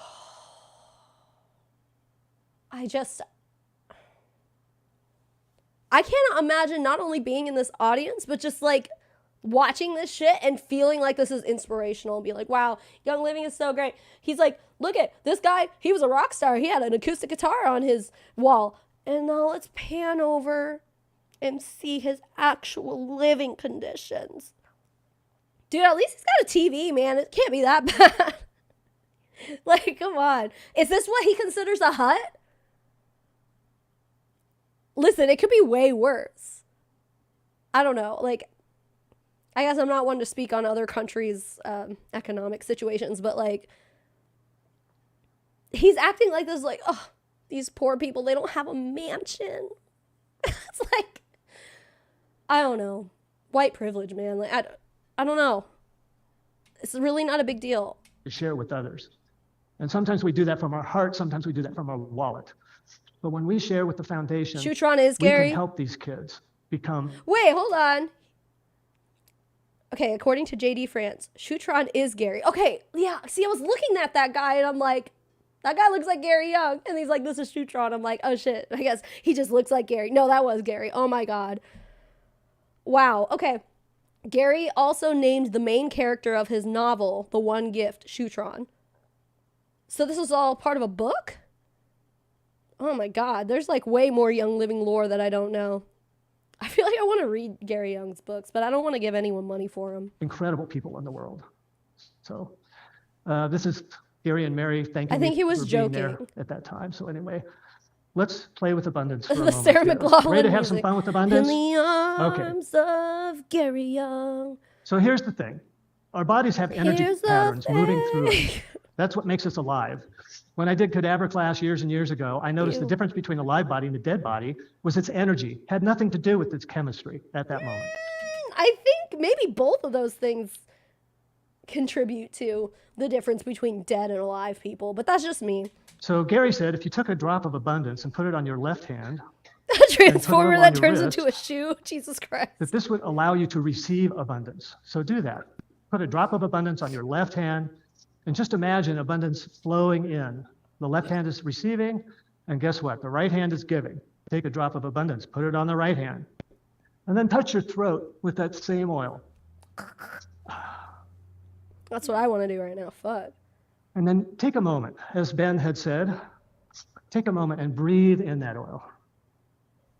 And as you breathe in that oil, allow that energy to come down through the top of your head, flow down into Mother Earth, into Pachamama. Let that energy flow Pachamama? through. What's that? Does that mean And Mother imagine, Earth what in would your another life language? be like if you could share abundance with every single person that you chose to? What would your life be like? I'm going to put this essential oil, Let one that drop in energy my flow palm. through you. This And when is you're gonna ready, if you fuck feel me up. comfortable saying this, say, I am in alignment with the flow of abundance. It's I am in alignment with the flow of abundance. it's allergy relief. I am in alignment with the flow of abundance.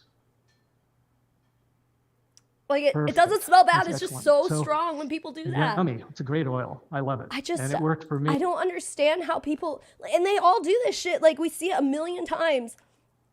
I see them do this all the time. They'll put a drop of essential oil in their hands and then just deeply inhale it. And I'm like, every time I try to do that, it sucks.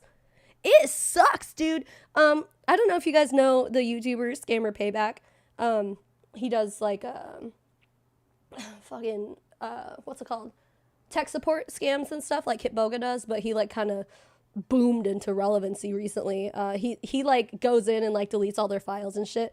Kitboga doesn't do that, so I think that's why he gains so much traction over Kitboga. I love Kitboga so much more. But Scammer Payback back in the day, like when he was just getting started, I remember watching him because I was watching Kitboga, and I noticed that he always had a like straight up one of those like steam diffusers in his face at all times, dude.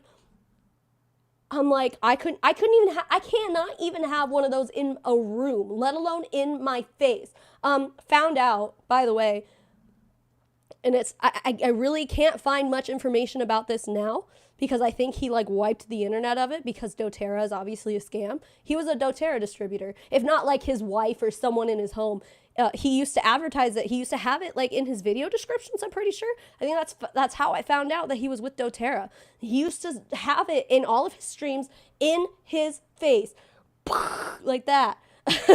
And I'm like, first of all, how the fuck do you do that? But yeah, he used to, I know it was Doterra, but he's pretty much wiped it off the face of the earth by now.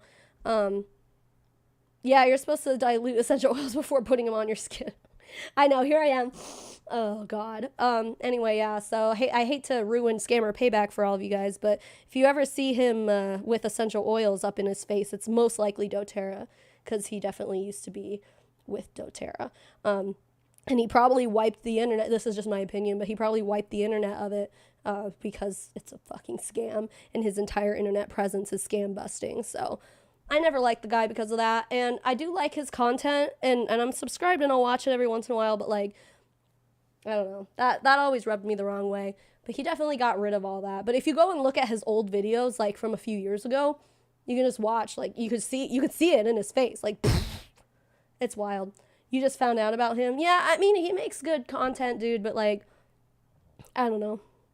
Anyway, sorry. It will work for you, and I encourage you to share this with your teams because Daniel, the world like has so many you problems. know the because guy, of like you scarcity. know Pierogi. Scarcity is a fear-based concept. It's a I love fear-based Kitboga emotion. so much. The reason we have wars, Like, you know is him because of personally? scarcity. Somebody believes that they need what that other person has. Some people would call it envy, and envy is a parasite. It works on the mind in a very nasty way. Maybe you should take some fucking ivermectin and poop it out of your butt then. And so if you're in abundance, you don't have to do that. People don't have to have that experience in their life. So anyway, bless you. Thank you for listening and being here and sharing this energy with us.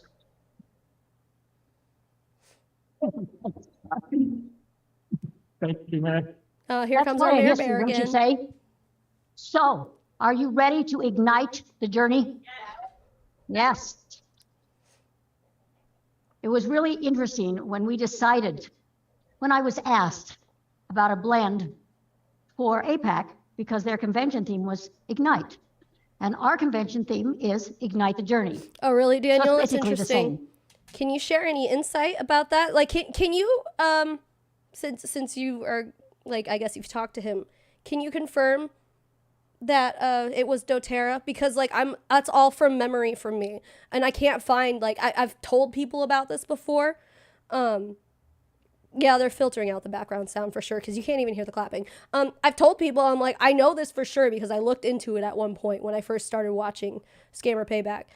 And I know it sticks out to me so vividly that it was Doterra, but I can't find out. Like, he scrubbed it from everywhere. So I can't find that it was Doterra. But are you able to confirm? Because that would be great. Because I always do feel bad, like, telling people that, but I'm like, I don't really have proof of it. I just remember this. And I know it's a thing. Here's a video of him with a diffuser blasting in his face, but I can only tell you I remember it was Doterra, but I have no proof of it. So I started thinking about it, and what came to my mind was to use a blend that Gary made in 1992. The blend of Ignite is Gary's blend. It wasn't called that, but he sold it through Career Labs, and it never made it into the Young Living inventory. Why so not? we have never had it. So I said, all right, we're going to use this blend. And it's really fun because it has a lot of interesting properties. I don't know if John, are you bringing it up for me? I can't do without John, right? Okay. Donald. This is part of what Donald convention is Duck going to Young. look like, part of the graphics. But this will not be the label per se. But you look at the ingredients. You've got peppermint, lemongrass, basil, ginger, cinnamon, basically hot oils. Oils that go. And then you have cardamom. Hot it's a oils, the brain ones oil. you shouldn't put on your butthole? It's a calming oil. Frankincense, calming to the emotions, right? I don't have to tell you about the oils because you know. That's good to know, And Daniel. I'm not going to spend time doing that. But it's a fascinating combination. And when I think 1992, Gary was so much into combining oils because he came to the conclusion, and this started in his clinic in Mexico, he came to the conclusion that if you found the right constituents in different oils and you put them together, you would have more power in the blend than you would in the oils singularly. And what exactly did he have as proof for that? He's like, if you blended the oils together, it was more effective. Says who? Says your spirit guide? Says your fucking Mushu the dragon? I don't know. And that's why we have the blends. He was really intuitive in knowing how to put different oils together. Turtle Toots, like... He studied the constituents. Whoa, what? Jack's Films used to be in Beachbody? Whoa, I didn't know that. Oh, hey, Amy, thank you. I'm feeling better, but I still sound like shit. And also, I'm not feeling 100%. I still have sinus pressure pretty bad. Yeah, no, I mean, if it were me too, and especially, I mean, at least like Jack's Films didn't do, like scammer shit. So it was just like really not ironic, like hypocritical, I guess, of Pierogi from Scammer Payback to be shilling Doterra. Us as kids when we mix soap together now. This is magic, dude. Yes. Thanks again, Amy. I so appreciate that. Yeah. But man, I just wish I had some kind of confirmation that it was Doterra because I remember it in my head that it was Doterra. So I just, there's no fucking proof of it, dude. But yeah, it was really hypocritical of him to be shilling for an MLM and be like, also scammers suck. It's like, So as long as he's not shilling it anymore, I would scrub myself of it too if that was my past and then I ended up being like, scammers are bad. As long as he learned from his mistakes, I guess, and isn't shilling it to other people now. But like, yeah, that always really rubbed me the wrong way about that guy. In all the oils, he was constantly studying. And he would experiment. I have at my house. Yeah, I'm sure he did going to bring him down to the office, but we have up in our studio, there's a cupboard, and I have to stand on a stool to get onto the top shelves. And I opened the Penn door, Smith, I'm and there were sorry. these 2 boxes That that are sucks. filled with all these little bottles of different kinds of things that Gary was experimenting with. It's really interesting. But I'm going to bring it down and give it to the lab, and they can play with it because it doesn't have any significance for me on the shelf with the door closed. So anyway, Okay. what does Hey, the word Quinlan, ignite welcome mean back. to you? Fire, get started, move, Let's Kinda fucking like go. a spark for the motor to get the car started. Now there are Ignite your going to be ass people who with a perhaps fart. need something to help them get started. You know, I love this, Thank you, this Cozy. phrase. I wrote this when I did my video for Kazi? APAC. I don't know how Life to is pronounce full that. when a spirit is awakened to its innate power within. What is And APAC? knowing that you can do what you set your I mind know to what CPAC accomplish, is. to see that dream again and begin your journey to exciting new things. New Year's kickoff. So just think about how this blend might help other people who may be kind of downtrodden, aren't really sure they should get going again. This might be the very oil that will help get them started again. Oh, APAC. Oh, yeah. They use the term APAC for Asia Pacific. I think I saw that somewhere. But I don't. Now I'm like, well, what? Why is she using that term here? I don't know. It might ignite someone who never had a Cozy. passion Okay, or a cool. purpose. Thank You just you. don't know what will happen with these oils. I appreciate For some that. who have drifted away, this blend may help bring them back to a life with purpose and drive, full of energy. We all know that the oils are full of surprises. We never know Wait, what hold oil is on. going to I don't know affect if you can see someone the else. chat here, but someone said, is that a troll? Very rude. Gosh, that was rude. He was great. What? I didn't think. Oh, someone said, I didn't think that guy would ever stop talking. He was like giving everyone this fucking vacation photo reel that no one cared about. Like, that's not a matter of trolling. It's like, he fucking sucked. He was annoying. Everyone's like, wow, that's so rude. I didn't mean to. Oh, he said, I didn't mean to be rude. I have bad ADD. If anyone can recommend an oil for that. That is totally a troll. Which one of you is that? Was it? I think Kira's the one who was recording this, Mommy. So, Mommy, was that you? That was 100% a troll. Wow. I wonder if someone will actually do it. I can't tell what the username is. It looks like 2poo.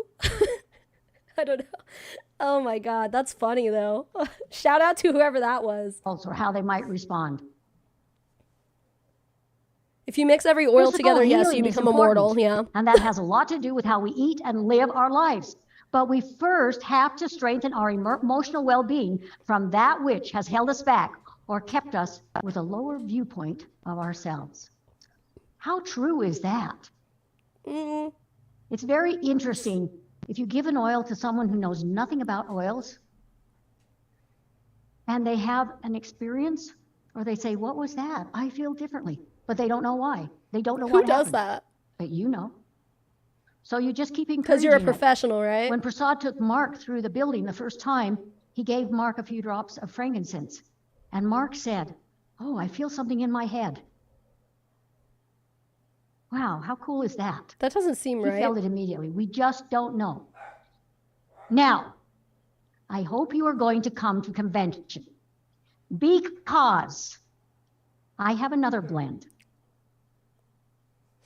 A blend that's old, that's coming back new.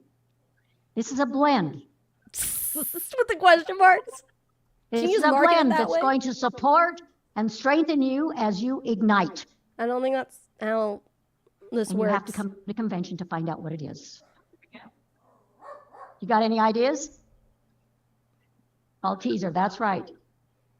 I bet it's just called Ignite. So just know it's something very spectacular, something that's been gone a long time, something that's very old, that we are bringing back Sorry, new. my dogs are barking. I'd rather have a cookie. Same. Huh? My dogs So are it's like... up to you. to bring all the people who want to be part of that excitement, because when it's announced, people are going to yell and scream and jump up and down in absolute unbelief. To do that for an essential oil blend is pretty strange. You got to admit. No puedo decir nada. Mi boca está cerrado. Yeah, okay, you know how to say your mouth is closed. Ha ha ha ha, you're so fucking funny. Wow, Mary, show off those Spanish speaking skills. So you just put your imagination Gross. to it. I think All the this has been a lot of wasps fun. in the audience It's are been like, a what'd she spectacular say? day. I love seeing your faces. I love seeing your reactions. I love being a part of the excitement. I love you all. And let's have a great evening, and we'll see you all here tomorrow. Mary, you don't even know me. Oh, here comes our Korean boy.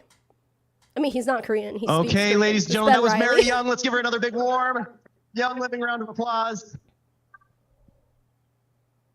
What a great day. So, Carl, thanks for reminding me that even if our website is bad, it's not that bad.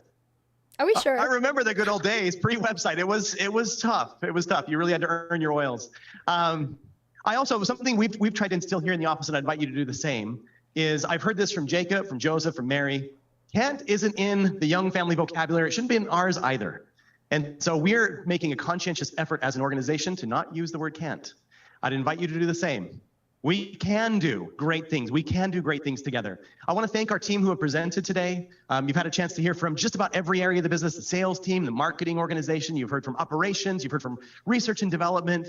You've heard from our foundation, from our social impact. You've heard great things today. And I will say that we aspire to be a high-performance organization. Duolingo. High performance looks like great work happening, even if Mary doesn't make it happen. Even if someone doesn't have to look over their shoulder and make sure they're doing great work, because we have the right people in the right places doing the right work. And I will say that what I saw today told me we're becoming a high-performing organization. We still have we have room to grow.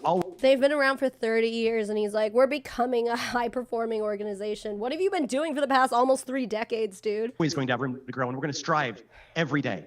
But I believe that we have good people doing good work, and I think that we're going to do great things because of it. So I appreciate all of you joining us. Those of you joining us virtually, thank you for being with us today. I hope you were well fed. I hope you felt that you got a lot of value from what was shared today. Listen, we've got places to go. We've got things to do, and we're excited to do it with all of you. Now, I want to once again thank those of you who joined us for the feed. Wish you a good evening. Remind you that tomorrow, once again, we do have our broadcast where we'll be sharing kind of a truncated or a shortened version of a lot of what we shared today with all of your brand partners, all of your teams. Please invite them to join. It starts at, I believe, 9 a.m. Mountain Time. So they'll get a chance to hear from Mary. We'll cover all the ground we did here with a little bit less gilding of the lily. So please invite them to join us. Once again, that's at 9 a.m. For the rest of you that are here with us, we're excited to have conversations. Tomorrow, we're going to be talking a lot about what's going on in your business, how can we work together, and we get a chance to hear more from you. I know we've done a lot of talking today. We want to do a lot of listening tomorrow. So we will end the feed. Thank you once again for being with us. Those of you that are with us, we want to give you all a break. We've had a lot of time sitting, so thank you for being so patient with us. We'll give you about a 10-minute break. It is 4:21 to 4:30, let's say 4:31, just to give you the full time. If you are happy, satisfied, got everything you wanted today, you're free to go do whatever you like in beautiful Paradise Cycle, Utah tonight.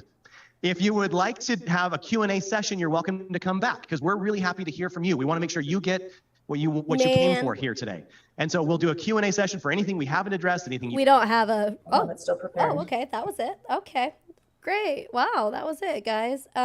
Just give that button a press there. Okay. Hey guys, so that was it. That was the entire New Year's kickoff for Platinums. Plus, I do not have, because I don't think they were live streaming it, the Q&A session, which really would have been super interesting to watch. I would have loved to see that. I do have the recording of the one that they gave for everyone, all the peasants beneath Platinum. So, but I mean, he just said that was going to kind of be a dulled down version of everything we already watched. So I probably won't share that with you guys. Maybe I'll watch through it just for funsies. But I mean, unless there was something in there that someone tells me I need to check out, then I'm probably not going to. But I just wanted to get the rest of the Platinum and above stuff out for everybody to watch. Because I think it's important, even though, yeah, if you guys missed the beginning, I was saying that I was like editing full videos of this, and the past 2 videos didn't really get a lot of views, and so much work goes into editing that, and I have so many fucking other videos to make, dude, that I wanted to give my editing energy over to those videos that need the attention and will probably end up being seen by more people. So that's why we ended up doing the rest of this as a live stream, just because if you wanted to see it, here it is. It's there. Anyway, yeah, I have to pee. I have about an hour before I have to go pick up Griffin from my sisters and then pick up Sparrow from school. So I would like to try to get a video filmed while I have that spare time. An hour is not very long, but I'm going to do what I can. So I'm gonna peace out, but thank you guys for being here. It was very last minute, and I'm glad y'all were here. They have homes, leave them alone. Are you talking about the people who were in the audience? Yeah, no, thank you guys for being here. Oh, fuck, Sheila, thank you again for gifting more memberships. That's so freaking kind. You always come in, what is it? Come in, what's that saying? I don't know, but you're always here with gifting the memberships. So, hey, if you guys were part of that first group of people who got gifted memberships, and now you're part of, or if you're now part of the people who just got memberships, yeah, Sheila's so awesome, dude. Make sure you can link your YouTube account with Discord, and then you can join our Discord server, among other things. So yeah, make sure you do that. Make sure you take advantage of that. Yeah, you get early access to videos and stuff. So make sure you're doing that. And other than that, damn guys, what's today? Monday? Have a wonderful Monday. The absolutely most wonderful Monday that one could possibly have. And I will still see you Wednesday. Wednesday is when I stream now, right? Yeah, I think we're going to have another Era's Girls stream on Wednesday. And then whatever video I end up filming today, I'm pretty sure it's going to be sponsored. So I don't know when it's going to get out to you. Might not be till next week because that's just how sponsored content works. They have to like approve it and shit, and they don't work on weekends. So we'll see. I'm going to work my ass off to see if I can get the video out to you this week. But other than that, yeah, thank you guys. Yeah, Sheila, you're so wonderful. Thank you. Yeah, you guys are amazing. Thank you so much. All right. Have a fabulous day. I'll see you guys Wednesday or whenever else I see you. Bye.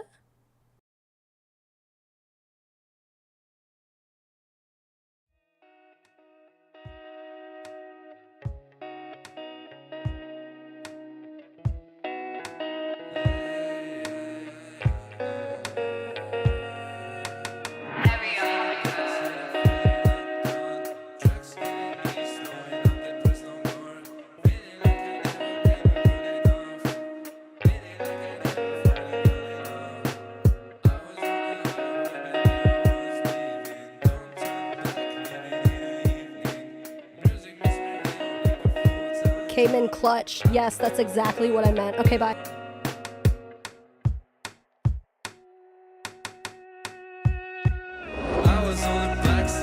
Thank you, Raven, for becoming a wave maker.